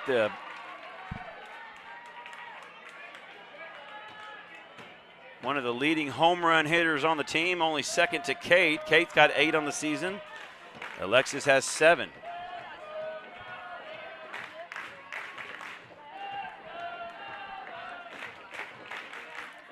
First pitch on the way is a called strike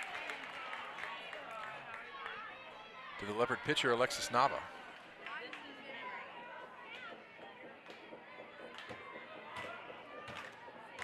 Will the dam break?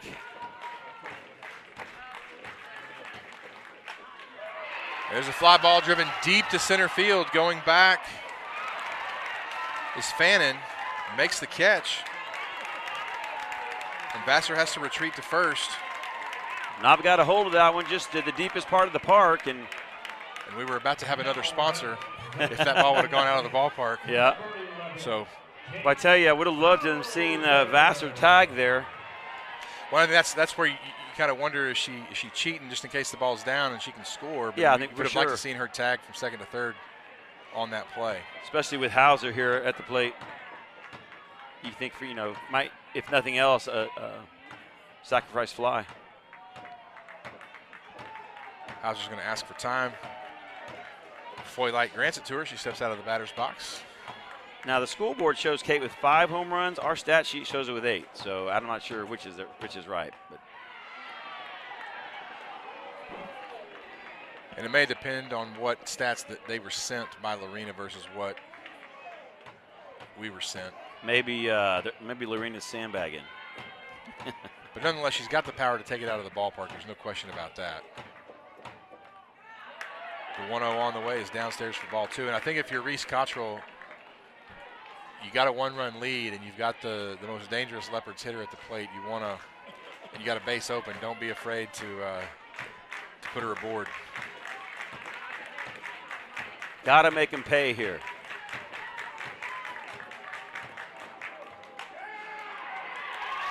And Hauser rips the ball through the hole. It's into left field. Coming home to score is Abby Vassar. And Kate Hauser has tied this ballgame at 3 with her second RBI of the night. Get a look at that CF Supply replay. Just off the heel of the glove, bounces out into left field, and Vassar, for the second consecutive inning, puts a run on the board. All runs scored, brought to you by the Browder Wood family tonight. We appreciate Shantae Browder and Lindy Wood for sponsoring Runs Scored, and also Lynn's Pharmacy Hewitt, sponsoring all base hits here tonight. Service you deserve from neighbors you trust. Take your prescriptions over there to Lynn's Pharmacy Hewitt and tell Darby and Terry Wagner we said thank you and hello. So Izzy Bradford now up with a chance to give the Leopards the lead. But ball game all knotted up at 3 here in the bottom of the 5th inning. Only 1 out. Leopards still with 2 runners aboard. With Izzy and Callie here, you got to think you got a chance to really do some damage. Bradford showing a little bit of a slap hitter mentality as she kind of runs through the batter's box. And it's pretty clear Cottrell does not have the same control. That off-speed pitch there stayed up, and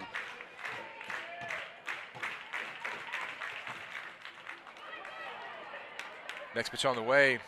Bradford slaps at it, pulls it foul. I think it kind of bounced up and hit her in foul territory.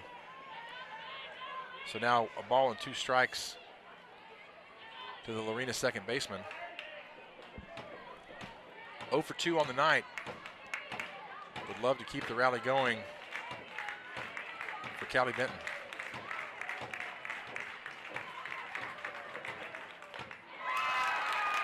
One-two on the way, swing and a miss for strike 3.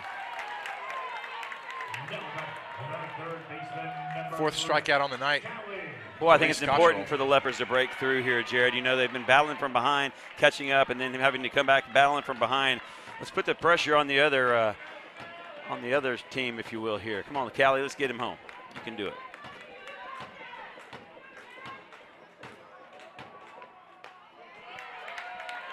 First pitch on the way, a called strike. I'd say that's on the upper part of the strike zone for Benton. You got to say right now, credit Lady Leopards for some gutsy fight here tonight. 0-1 on the way, off-speed pitch from Cottrell. Benton way out in front and quickly in the hole. No balls and 2 strikes. Leopards do have a run across here in the bottom of the frame to tie the game at 3.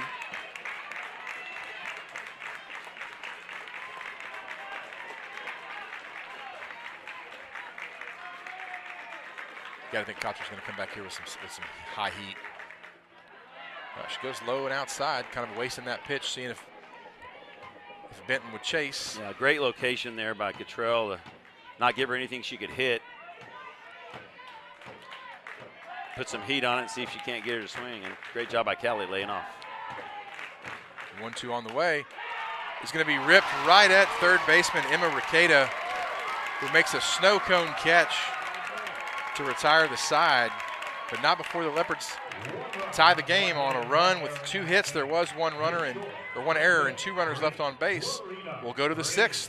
This is the D1 Training Waco broadcast of Lorena Lady Leopard softball. Did you know that half of Americans who use mail-order pharmacy miss their medications due to late delivery? Well, Lynn's Pharmacy Hewitt offers all the conveniences of the large corporate pharmacies, but also offers fast, friendly service and the convenience of a local drive-thru and free delivery. Free delivery. If you are in need of a flu shot, now is the perfect time to visit Lynn's Pharmacy Hewitt with no appointment necessary. Come by 511 North Hewitt Drive or call us at 254-666-5000. Stop waiting on the mail. Try Lynn's Pharmacy Hewitt and let us take the frustration out of your pharmacy experience today.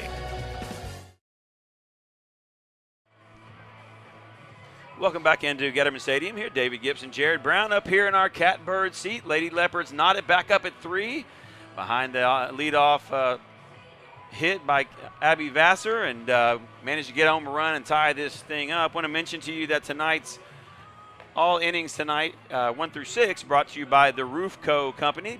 The Roofco, excuse me, building relationships, serving people, delivering results.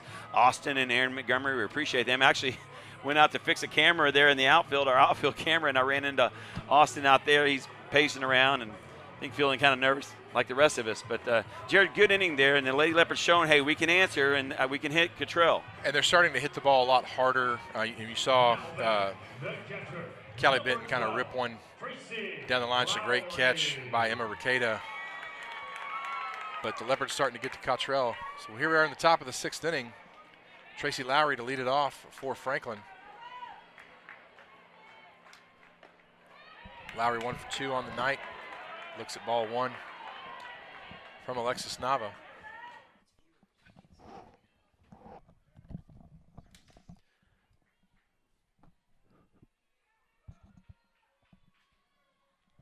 The 1-0 on the way. Sorry, Nava steps back out of the circle.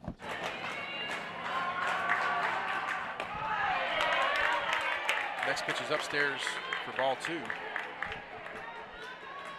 You know, Nava got herself in trouble last inning with a couple of walks to lead off that, and the Lady Leopards were fortunate to not give up more than that run. Would love to see her get ahead here and not have to face that situation again. 2-0 was fouled back at the screen. Yeah, as I heard well, at the time a baseball coach, but now a softball coach for the Green and Gold say there's no defense for a walk. Yep. That wisdom coming by way of Baylor assistant softball coach Steve Hoot Jonigan. Old Hoot. An amateur meteorologist. Is that right? When he's not coaching. Storm chaser. 2-1 is lifted into left field.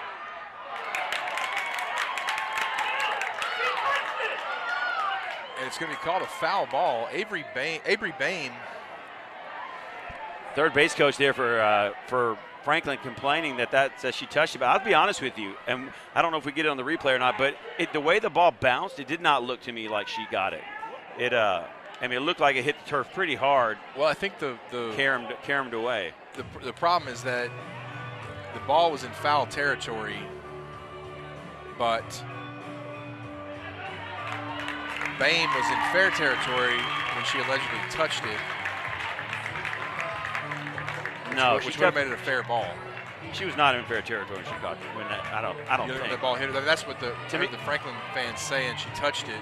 Yeah, I heard them say she touched it, but to me, from my angle, I'm looking right down the third base line. She was about where the coach's box is, deep in terms of foul. I don't think there's any way she was in fair play there. So Lowry, fair territory, back in the box. Nothing but an interesting strike call. 2-2 on the way is lined right at Avery Bain, who jumps up and makes a great catch for the first out of the inning. Kevin Engelbrecht would say that's a big-time D1 training play, and this is an incredible job. She's got to go up and get this line drive off the bat. Goes up, catches it, and that's a huge out. Think about it. Nava was down 2-0 in that count. She battles back, and then big defensive play there. So, Jared, last inning they catch a hard heater there at third, and now the Leopards do. So Raylan Urey up, the designated player for Franklin. Walked both times in her previous at-bats. So still 0 for 0 on the night. She looks at a called strike from Alexis Nava.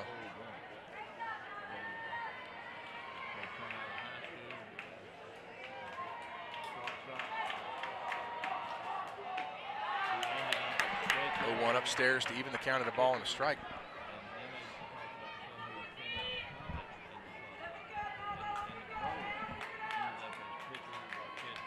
Again, game tied at 3 here in the top of the 6th inning.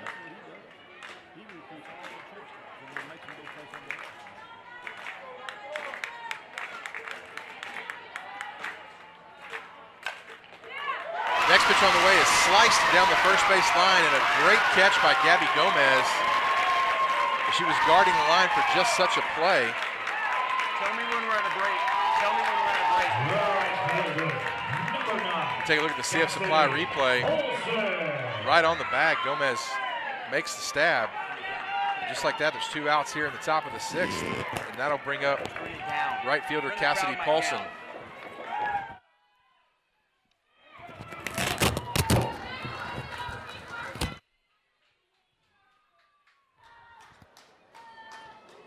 You mind sitting up just real quick for me, sir? Sit up real quick so I can get that cake. So Cassidy Paulson now stepping into the batter's box. Paulson 0 for 1 officially on the evening, hit into a fielder's choice and also had the sacrifice bunt. First pitch on the way is lifted into shallow center field.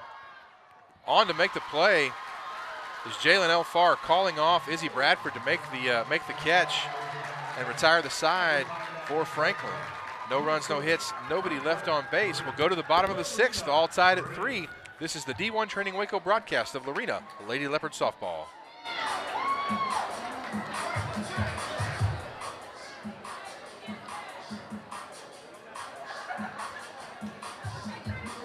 Samuel Grismer. I've been coming here for about a year and a half.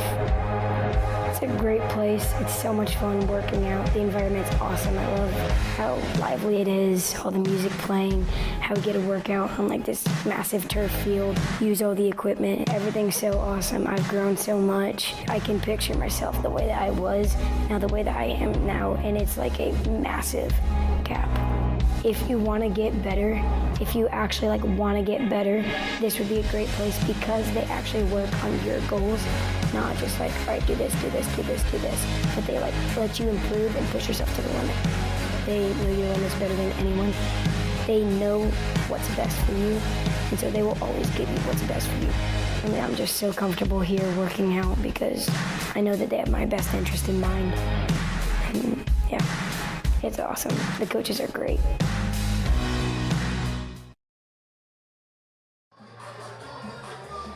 Welcome back into the D1 Training Waco broadcast of Lady Leopards playoff softball. Terrific ball game here tonight. David Gibson, Jared Brown, all knotted up at 3 as we head to the top of the 6th.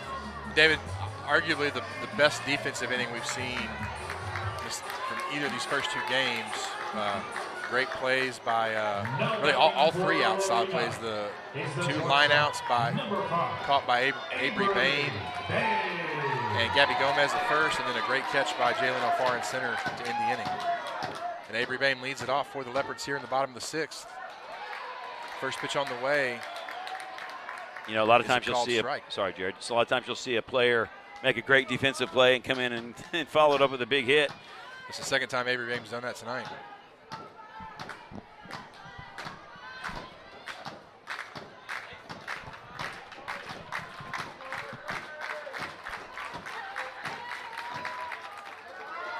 Next pitch on the way, low and outside to even the count at a ball and a strike. And I think that was the 91st pitch from Reese Cottrell. So she's way over 200 pitches in the back-to-back games.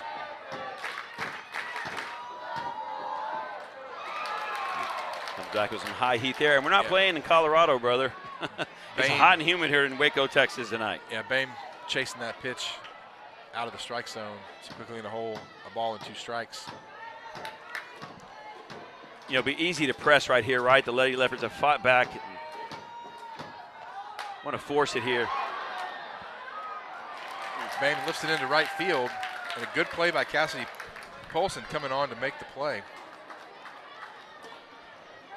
The first baseman, number 10, Gabby Gomez.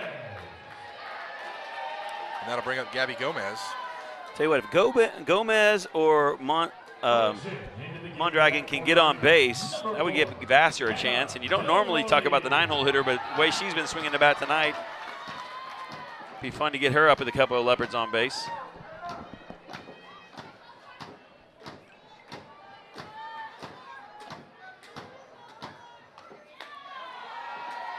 First pitch on the way is a called strike. Well, David, one of the strategies, certainly in softball, is you put somebody in the 9-hole who can get on base, and that almost acts like a second leadoff hitter to get you back to the top of the order. Again, saw Baylor's coach Glenn Moore do that a lot this year. Gomez grounds it over to third base. Emma Ricada fields it, fires it on to first. Caroline Smitherman makes the catch, and just like that, there's 2 outs in the bottom of the 6th. But the Leopards are definitely hitting the ball, putting the bat on the ball every inning. So that's good. That's good to see. You got to think they're gonna get to Cottrell one of these times. So that's going to bring up Abby Vassar. Actually, it's Kelsey Miller. Is this her first at bat tonight? Yes, it is. It is Kelsey Miller pinch hitting for Cheyenne Mondragon. Boy, credit Cottrell. She has gotten ahead here in this 6th inning.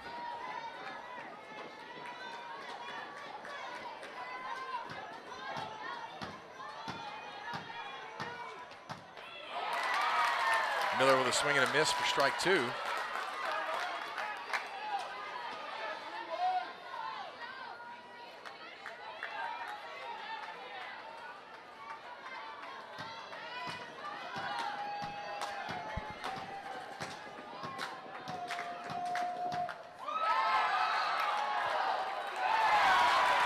a called strike 3. That'll end the 6th for the Lady Leopards. So no runs, no hits, nobody left on base. We'll go to the 7th, all tied at 3. This is the D1 Training Waco broadcast of Lorena Lady Leopards softball.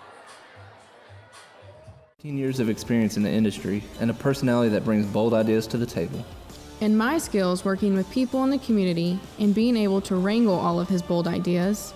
We've decided to take this leap of faith and launch what we hope will not just be a roofing company, but a way to serve our community by building amazing relationships that will grow beyond the projects, building relationships, serving people, delivering results. We are Austin and Aaron Montgomery. And this is The Roof Co.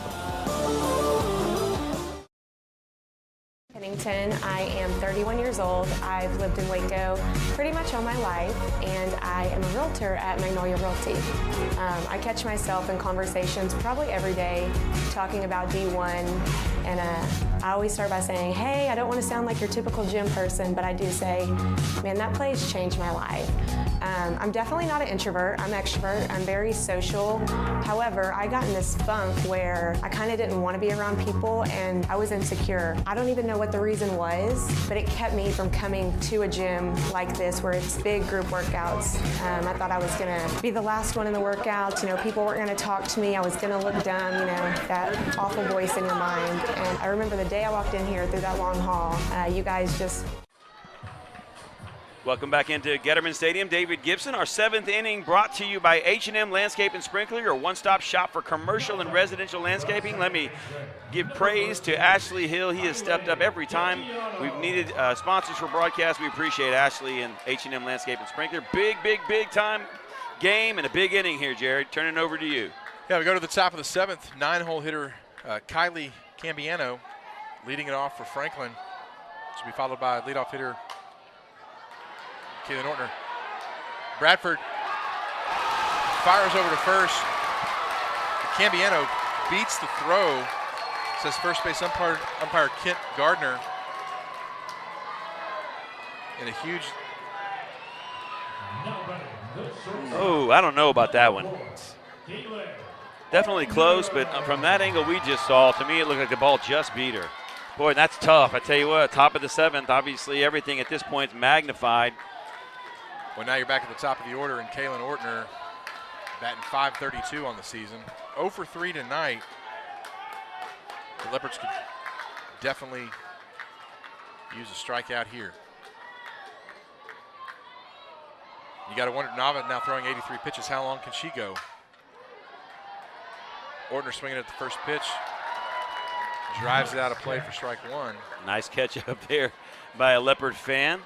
Well, Ortner obviously taking a really strong hack at that one, so she's trying to end this game. Well, these Franklin hitters are going to put the bat on the ball, so it's going to be up to the Leopard defense behind Nava to make solid defensive plays.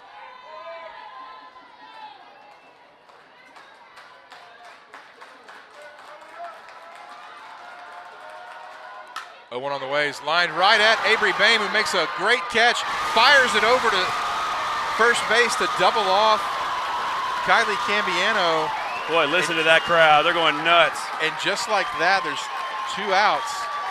Check out the CF Supply replay. What a job there, throwing it all the way across. Boy, you were just hoping for some kind of big double play like that, Jared, and Lady Leopards come up huge here in the top of the 7th. See if we can't get out of this thing with a 3-3 tie, get to the bottom of the 7th and win it. Force a Saturday game. We managed to do that. We will be bringing you that broadcast.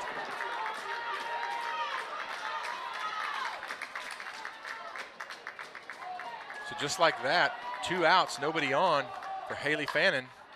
She hits it right back to Nava in the circle, who tosses it over to Gabby Gomez at first, and just like that, the Leopards go to the 7th, all tied up at 3. We'll take a quick commercial break right after this CF Supply replay.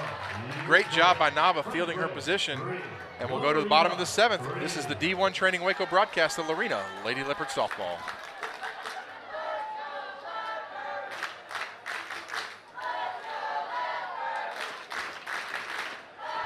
You didn't think to get an extra inning spot. You know that half of Americans who use mail order pharmacy miss their medications due to late delivery. Well, Lynn's Pharmacy Hewitt offers all the conveniences of the large corporate pharmacies, but also offers fast, friendly service and the convenience of a local drive-through and free delivery.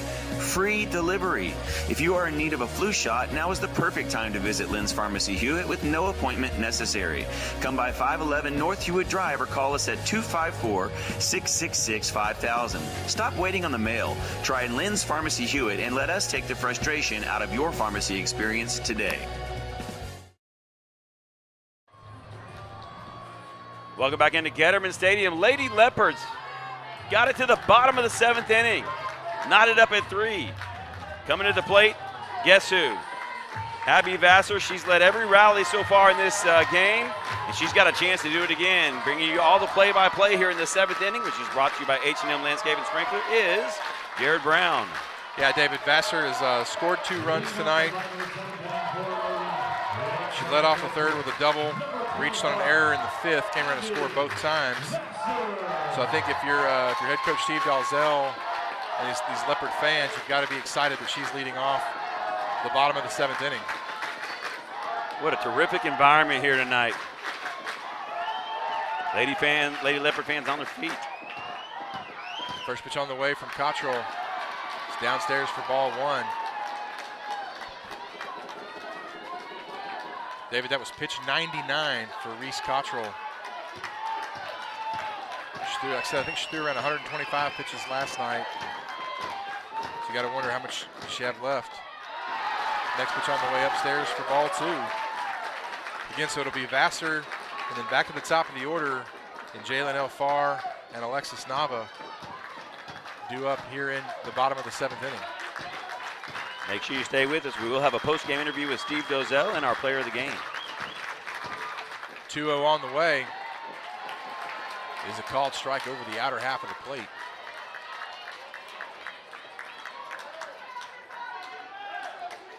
Vassar hitting .286 on the year. Does have 1 home run, 10 runs batted in. Tries to catch up with some high heat from Cottrell. She heard you say that because she went for that one. She's swinging like she wanted to end it, but. Base hit, Abby. 2 balls, 2 strikes to the Leopard catcher. Next pitch high and outside. And the count goes full. Cottrell gives an extra long look in there to see where that one was. I think she thought she had her strike 3. And just a little high. And the payoff pitch is outside for ball 4. And Abby Vassar is aboard with a leadoff walk. And David, we've kind of seen that all night as the Leopard hitters have been patient at the plate and are willing to take the base on balls.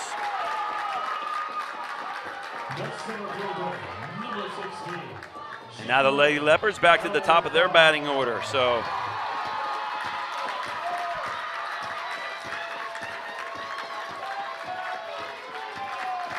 Jalen Elfar, 1 for 2 on the night.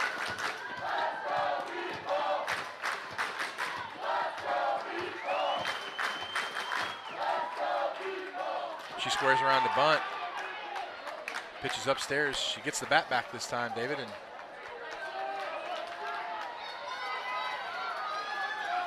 ball 1.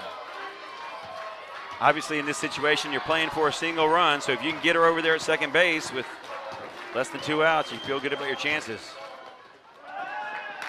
Elfar squares around the bunt again. This pitch is low and outside for ball 2, so 2 balls and no strikes now.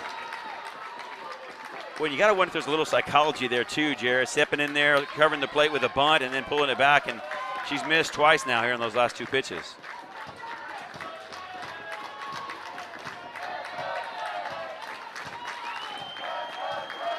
.2-0 on the way. It's going to be lifted into right field. On to make the play is Cassidy Paulson for the first out of the inning. Well, you've got your 2 best hitters coming up. You need 1 run. Yeah, I think definitely you've got, Nava now batting .516 on the year. Kate Hauser right behind her with a batting average over 500. This is where you kind of ridden these horses all year. No need to stop doing that now.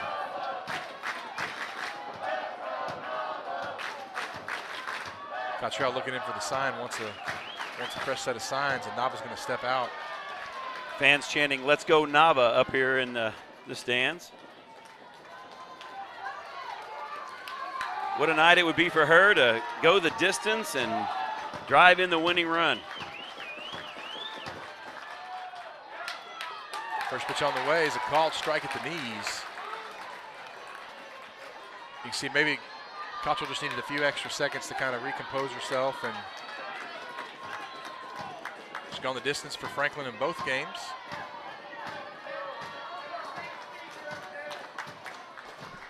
The 1 on the way. Nava drives this one deep to center field. Going back is Haley Fannin. She makes the catch. Boy, now he's giving a couple of pitches a ride there to center field. Just she could turn on that a little bit. Might have a chance to sneak over the wall there and left. Here's Kate. She's ended more than one game with a long ball. Let's see if she can do it again. Well, and Jordan Lyle is out to talk to his ace, Reese Cottrell, and I think they're probably. I mean, you've got 2 bases open, David. Do you think maybe do we walk, or maybe not? It's kind of the intentional walk where you don't throw anything close, and if you get Kate Hauser to chase the pitch out of the strike zone, maybe get a strike or 2, or have her foul a pitch off, then pitch to her. But other than that, you don't give her anything to hit, nothing to drive into the alleys or down the line that would allow Vassar to come around and score. Kate is so strong. It's not easy to keep a pitch away from her that she can't hit. I mean, well, and she's a tall. She plays post for the Lady Leopard basketball team, and just a tall kid who can reach the outer half of the plate. So if you leave it out over there, she can drive that ball to right field. Yeah, I mean, you throw it up high. If she can, she's up there to hit it, and I would think low and away probably your best chance here if you're Trell. And as we look at the defensive alignment for Franklin, Riley Caldwell in left, Haley Fannin in center, Cassidy Polson in right. They're playing about 2 steps in front of the warning track. Don't want to get anything to get over their head from the designated player, Kate Hauser. First pitch on the way. It's low and outside for ball 1. Again, game tied at 3 here in the bottom of the 7th. 1 out. Abby Vassar down at first represents the winning run.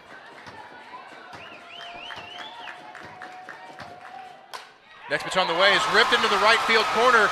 Vassar coming around second. Dalzell's waving her all the way home. Here she comes, and she's going to score without a throw. And Kate Hauser walks it off with an RBI single here in the bottom of the 7th inning, and the Leopards are going to win game 2, 4-3. You see the CF Supply replay, which has Abby Vassar coming around to score her 3rd and decisive run of the game, David. And these Leopard fans are on their feet up and down the 3rd base line, and we're going to have a decisive game 3 on Saturday. But your Leopards win it tonight, 4-3, in a walk-off base hit from Kate Hauser that scores Abby Vassar.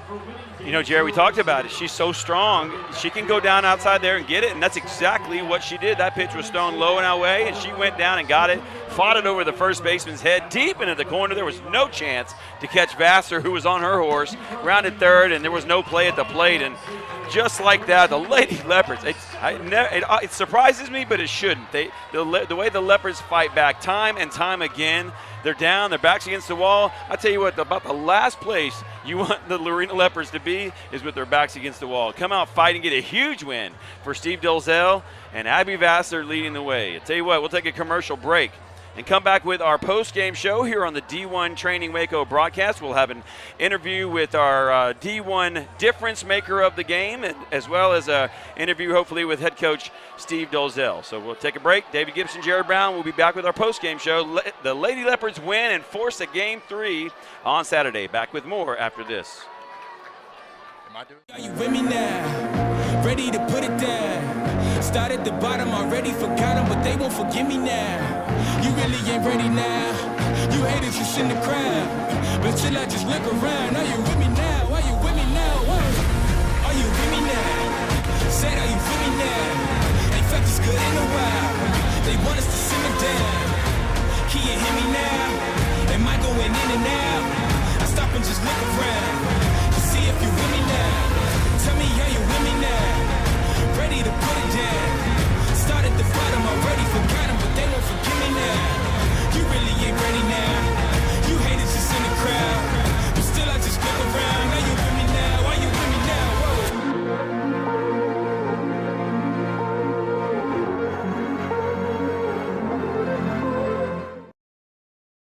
I am 31 years old. I've lived in Waco pretty much all my life, and I am a realtor at Magnolia Realty.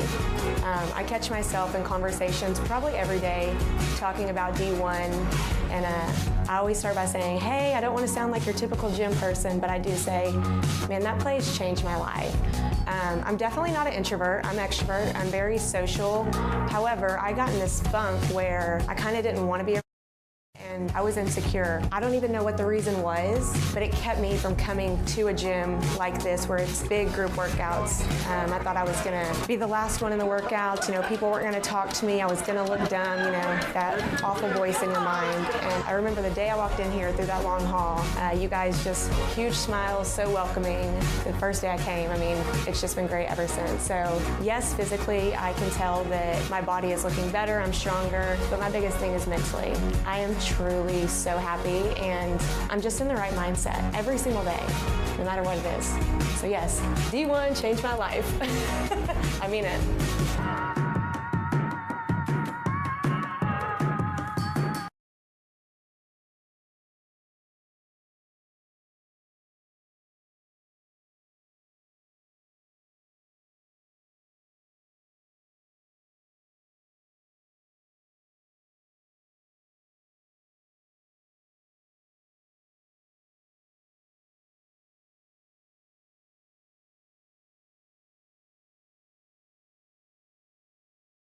Years of experience in the industry and a personality that brings bold ideas to the table.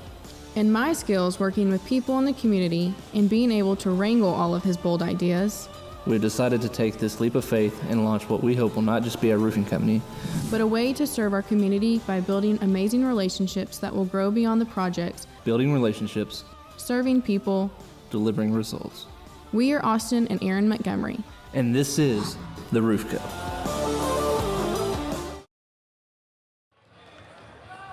Welcome back into the D1 Training Waco broadcast of Lorena Lady Leopards softball. You just watched and heard the Leopards walk it off in style. Kate Hauser hitting a rocket down the right field line that brought Abby Vassar all the way around to score from first base for the game-winning run as the Leopards take Game 2 of this best-of-3 series, 4-3. Series all tied up at 1 now. We're going to go to a decisive Game 3 on Saturday. Leopards do score 4 runs on 6 hits, no errors. Franklin has 3 runs on 8 hits with 1 error. And I think David Gibson is down on the field, and he's going to talk to both head coach Steve Dalzell and our D1 Training Waco difference maker of the game. No surprise who that's going to be tonight.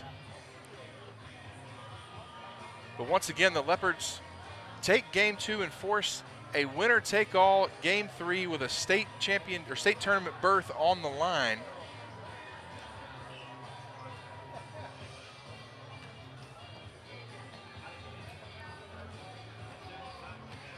As David gets down there and gets ready to talk.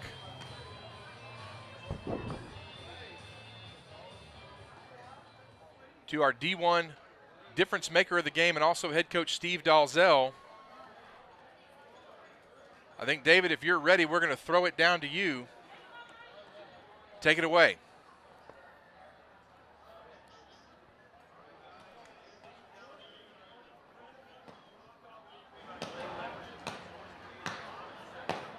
Trying to get the microphone up. Microphone's still having a little bit of issues. I don't want to ruin the surprise, but I will go ahead and say that the D1 difference maker of the game is Abby Vassar.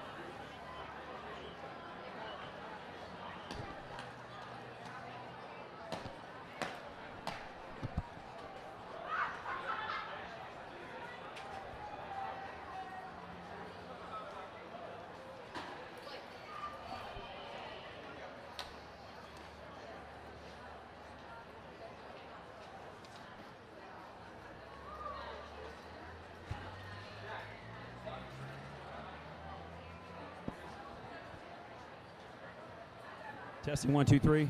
Check 1, 2. Okay. Well, sorry, Abby. We're going to start that again because people at home deserve to hear from you and after your game. So let me just double check, make sure we got it. Jared, are we Okay, great. All right, guys, so obviously we'll start that again. Terrific walk-off victory by your Lady Leopards, 4-3 in the bottom of the 7th. You can't draw it up any better than that. It's win or go home in more ways than one for these Lady Leopards, and really happy to be joined now by Abby Vassar. And Abby, obviously a terrific game for you. You came up big, 3 straight innings in a row. Just telling me a little bit about how you're feeling right now.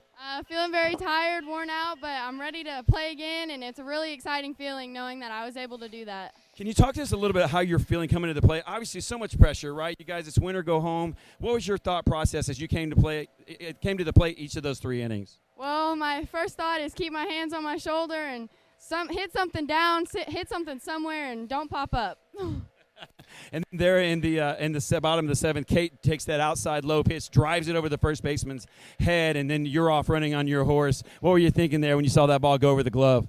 Well, whenever that ball went over before she even hit the ball, our first base coach, we call him Gibby, he told me if it's hit anywhere, you're scoring, and that was all that was in my mind, and I was just going to score. Well, Abby, congratulations. We can't wait to broadcast you again on Saturday. Thank you. I can't wait. That's Abby Vassar, our D1 difference maker. I want to thank Kevin Engelbrecht of D1 Training Waco for sponsoring that award, and no one more deserving tonight than Abby Vassar. So I'm pleased now to be joined kind of by the man of the hour here, Coach Steve Dozell. And, Coach, obviously, let's talk a little bit about Abby and Nava first, but just tell me your thoughts on Abby tonight. She came up huge. Well, Abby's been getting better and better at the plate for us all year, and at the beginning of the year she was just catching, and she'd been working on her swing, and it's starting to get where she can hit line drives for us and ground balls, and she put some on the play tonight, hit a double, and had an infield that, they made an error on, but it was a tough play, and she's fast enough. And then she draws that leadoff walk in the bottom of the 7th, and we were trying to move her over with a bunt, and it just I called a bad call. I let my leadoff hit away, and after she already had a 2-0 count, and we just didn't get it done. Nava just missed one, and I know, Coach, hang on real quick.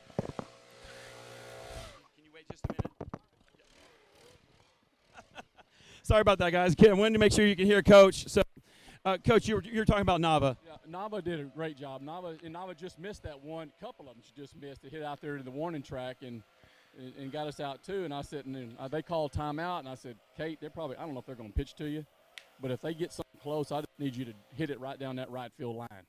Talk about her strength, because it's trying to pitch her on Kate is almost impossible. Yeah, she is very strong, and it's what you just look at her and you don't think she has that kind of bat speed, but she has really good bat speed and pretty good bat control too. So to be able to hit the ball down the right field line where we called it was where they were a big hole. Talk to me before I talk to you about just what the game means for you as a coach, but can you talk to me a little bit about Nava? She was huge tonight. Nava's always come up with – Nava doesn't really – she'll tell you, I don't like the pitch, but she's a good pitcher. I mean, she hits her spots for the most part, and she's a gamer. She's going to battle for the whole team all the time, and then on top of her hitting, she's just a big player for us. Coach, 31 years in Lorena, right? And hanging up the clipboard here soon. Right, and obviously you don't want it to end too soon, right? Can you talk about what it was like in the locker room before this and in the dugout tonight? Nobody wants to go home. The seniors don't want to go home, and nobody wants it to end for you either. Can you talk a little bit about what that's like in the locker room? We were just talking about just making sure that we got off ready to play. It's a new day.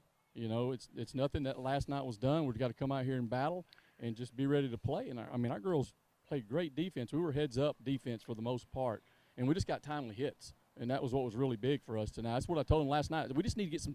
We need to get some hits. We had plenty of people on last night. We just not get a hit to get it going early. And then, of course, we let them get that big 6-run inning on us. And that was it was a hard uphill battle from there. Tonight we kind of held in 1 run an inning pretty much. There were several moments in the game where it could have gone just like it did in that first inning, but big defensive plays, especially on the left side of the field here. Talk about the 2 girls over here on your shortstop and third base. They're pretty much our solid this side. They've been solid all year, and they're going to make those plays, and they're going to be in the right spots, and they are very quick-handed. When they get the ball, they got quick hands to get rid of it in a hurry. Coach, obviously we're super excited for you. We get to play again on Saturday. Thank you for your time here in the postgame show, and good luck on Saturday. Thank you. That's head coach Steve Dozell. He's hanging them up, but not yet. We'll throw it to a commercial break. This is the D1 training broadcast of Lorena Lady Leopards playoff softball.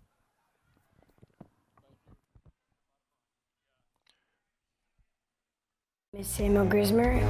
I've been coming here for about a year and a half. It's a great place. It's so much fun working out. The environment's awesome. I love how lively it is, all the music playing, how we get to work out on like this massive turf field, use all the equipment. Everything's so awesome. I've grown so much. I can picture myself the way that I was, now the way that I am now, and it's like a massive gap. If you want to get better, if you actually want to get better, this would be a great place because they actually work on your goals, not just all right, do this, do this, do this, do this, but they let you improve and push yourself to the limit. They know your limits better than anyone. They know what's best for you, and so they will always give you what's best for you. I mean, I'm just so comfortable here working out because I know that they have my best interest in mind. And yeah, it's awesome. The coaches are great. Did you know that half of Americans who use mail-order pharmacy miss their medications due to late delivery?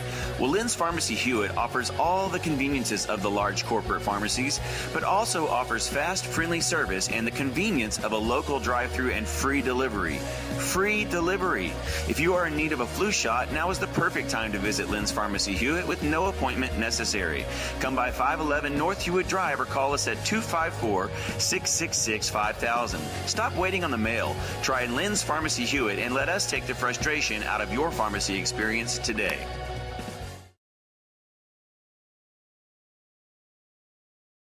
Pennington. I am 31 years old. I've lived in Waco pretty much all my life, and I am a realtor at Magnolia Realty. I catch myself in conversations probably every day talking about D1, and I always start by saying, hey, I don't want to sound like your typical gym person, but I do say, man, that place changed my life. I'm definitely not an introvert. I'm extrovert. I'm very social. However, I got in this funk where I kind of didn't want to be around people, and I was insecure. I don't even know what the reason was, but it kept me from coming to a gym like this where it's big group workouts. I thought I was going to be the last one in the workouts. You know, people weren't going to talk to me. I was going to look dumb, you know, that awful voice in your mind. And I remember the day I walked in here through that long hall, you guys just huge smiles, so welcoming. The first day I came, I mean, it's just been great ever since. So yes, physically, I can tell that my body is looking better. I'm stronger. All right, welcome back into Getterman Stadium, and I'll tell you what, we are out of breath here. I think everybody's out of breath here. Tremendous comeback victory, really, by the Leopards, and it wasn't just about the runs. I know this sounds strange, but it was about a huge amount of momentum shift. We're talking about that first game, 8-0. Lady Leopards get down early, 2-0. It just seemed like it would have been so easy to fold, Jared, but that's not what people do in Lorena. No, not at all. And I think like Coach Dalzell said in the interview, he said we're putting last night behind us, and I think early on they realized that they could get the bat on the ball, that they could hit Reese Cottrell, and obviously she was having some control issues. Maybe she threw, over 200 pitches in the last two nights. I think they realized, hey, we can get to her. We just have to stay consistent and wait for our pitch, and that's exactly what they did. And you look at that last inning. Abby Vassar draws the leadoff walk after getting on base the previous two times, first by a base hit and then reaching on an error after hitting the ball hard. Then she draws the walk. So she waited, didn't have her pitch. Cottrell having trouble finding the strike zone. She gets on base, paves the way for Kate Hauser. And, again, we talked about right before, said, hey, if they try to pitch around her and they leave something low and outside, she's got the ability to go out and get it, and that's exactly what she did. And so dangerous, right, with a control issue that Cottrell was having, and you're so strong with Kate. I mean, you put any part of that ball over the plate, Kate's going to drive. That's exactly what happened. So in hindsight, you think the coach is kicking himself, wishing he had gone ahead and walked her? I mean, I know it's 2020, you hate to play hindsight being 2020 because, I mean, who knows? Right. With Cottrell kind of winding down, I think, their coach had made his decision that he's going to ride that horse. And now it's interesting to see now this Lady Leopard team knows they can hit Reese Cottrell. She's going to get a day off tomorrow, to rest, and then we're going to come back Saturday night. So do you think do they throw her again on Saturday? 100% we're going to see Reese Cottrell in the circle. All right. Because she's not going to have to throw tomorrow, so she'll get she'll get some rest, and then definitely be back in the circle on Saturday. Going to be really interesting to see who Coach Dalzell goes with. Because obviously you're going to be at full strength with all your pitchers having a day off tomorrow, so it should be an exciting Game 3. The winner gets a ticket to the state tournament. Yeah, unbelievable. Make a big comeback like that and a chance to go play for another state championship in Lorena. I mean, it's becoming commonplace. You think about volleyball went to the state tournament. Cross country was a runner-up in the state tournament. Lady Leopard basketball goes deep in the playoffs, and now the kind of the fourth major sport for girls high school athletics, they've got a chance to go back to the state tournament in Austin. One more break. We'll come back and wrap this thing up. Lady Leopards win 4-3, force a Game 3 on Saturday. We'll talk more about that when we come back. You're listening to the D1 Training Waco broadcast of Lady Leopards softball.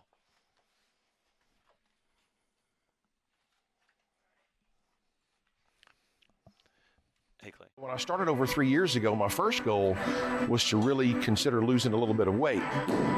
But really, different than losing, I would really like to say that I've gained something. I've gained confidence, I've gained strength, I've gained stamina. So it's always interesting in today's society, right? We want to be leaner, we want to be smaller and so forth, and so we have this weight loss mentality. But to me, the gains have been more dramatic than anything else. Did you know that half of Americans who use mail-order pharmacy miss their medications due to late delivery? Well, Lynn's Pharmacy Hewitt offers all the conveniences of the large corporate pharmacies, but also offers fast, friendly service and the convenience of a local drive-thru and free delivery. Free delivery. If you are in need of a flu shot, now is the perfect time to visit Lynn's Pharmacy Hewitt with no appointment necessary. Come by 511 North Hewitt Drive or call us at 254-666-5000. Stop waiting on the mail. Try Lynn's Pharmacy Hewitt and let us take the frustration out of your pharmacy experience today. Well, welcome back into a victorious Getterman Stadium. The Lady Leopards battle back from the brink of elimination to force a Game 3 on Saturday. David Gibson, Jared Brown, wrapping this thing up here on the D1 Training Waco broadcast. But, Jared, let's talk a little bit real quickly about Game 3. Yeah, so I mean it's going to be Saturday night back here at Getterman Stadium. Expect a full crowd. I mean, really, both crowds have shown out in full force, and I think we're seeing really two of the best teams in Class 3A going at it. So it should be an exciting time. I'm sure Reese Cottrell will be back in the circle for Franklin. It'll be interesting to see if Coach Dalzell goes with Kate Hauser back in the circle, or if he comes back with Nava. I mean, obviously Gabby Gomez has shown she can pitch, so just going to be really interesting to see kind of what kind of chess match they play. And Dave, one of the things we wanted to talk about tonight is really last night I think the Leopard team kind of lost their composure, especially late in the game. I know there was some frustration about calls and this and that. Tonight we saw really they kept their composure the entire time, didn't get frustrated with things, even hit the ball hard but right at somebody, and they got out, didn't lose their composure, and they come back and make those defensive plays, and you see Kate Hauser come up with the game-winning hit in the bottom of the seventh inning. That's the great thing about the baseball and softball diamond is you're probably going to play again soon, and so credit Kate for fighting back and coming up huge there in the ninth inning, driving in the winning run. Abby Vassar and the Lady Leopards win, and we get to do it again on Saturday. So on the schedule, be here at Getterman Stadium. You can go home and watch this one later, but be here in Getterman Stadium. If you can't get a ticket, then turn us on here at Look Live Streams. We're excited to bring you the D1 training broadcast on Saturday. Yeah, David. Unfortunately, not everybody can be here. Some folks are at work conferences for their wife's work conference and can't be here. Yeah, cancel it. What's that? Cancel it. Well, I know he wishes he was here. Yeah. But so certainly, if you can't be here, obviously there's opportunity to watch this broadcast. A phenomenal job by Todd Gibson, Stone Gibson, Clay Gibson producing a phenomenal broadcast tonight. Special thanks to all of them, and just can't wait to get back here Saturday night. All right, before we go, we need to thank some people because we wouldn't be on the air right now if it wasn't for these people. First person I want to thank is Kevin Engelbrecht of D1 Training. Let me get this here real quick. D1 Training, Waco, and Kevin's just come up big over and over for Leopards athletics, Lady Leopards basketball and football, and as well as obviously softball here tonight. So thank you, Kevin, for sponsoring, and D1 Training for sponsoring the broadcast. I want to thank Ashley Hill, another consistent, faithful sponsor of Lorena Athletics, and H&M Landscape and Sprinkler, your one-stop shop for commercial and residential landscaping. Lynn's Pharmacy Hewitt, Darby and Terry Wagner, the ever faithful Wagners. Service you deserve from a neighbor you trust. We appreciate them for sponsoring Leopard Athletics. Couldn't do it without Corey and Jennifer Pitts either, sponsoring all the strikeouts tonight. The Browder Wood family, appreciate Shante Browder and Lindy Wood for sponsoring all of the runs scored. Instant replays with Kevin Taylor and Build and CF Supply. And the Roof Co. Austin and Aaron Montgomery coming on here late to join us. The Roof Co. Building relationships, serving people, and delivering results. And we just want to thank all of those people and the Lorena community for sponsoring the broadcast, supporting it, watching it, and supporting these Lady Leopards, because that's what it's really all about. So, going to wrap it up. For Jared Brown, I'm David Gibson saying we'll see you Saturday night at 7 right here on Look Live Streams for what is hopefully a Leopards punching their tickets to the state championship. We'll see you Saturday night.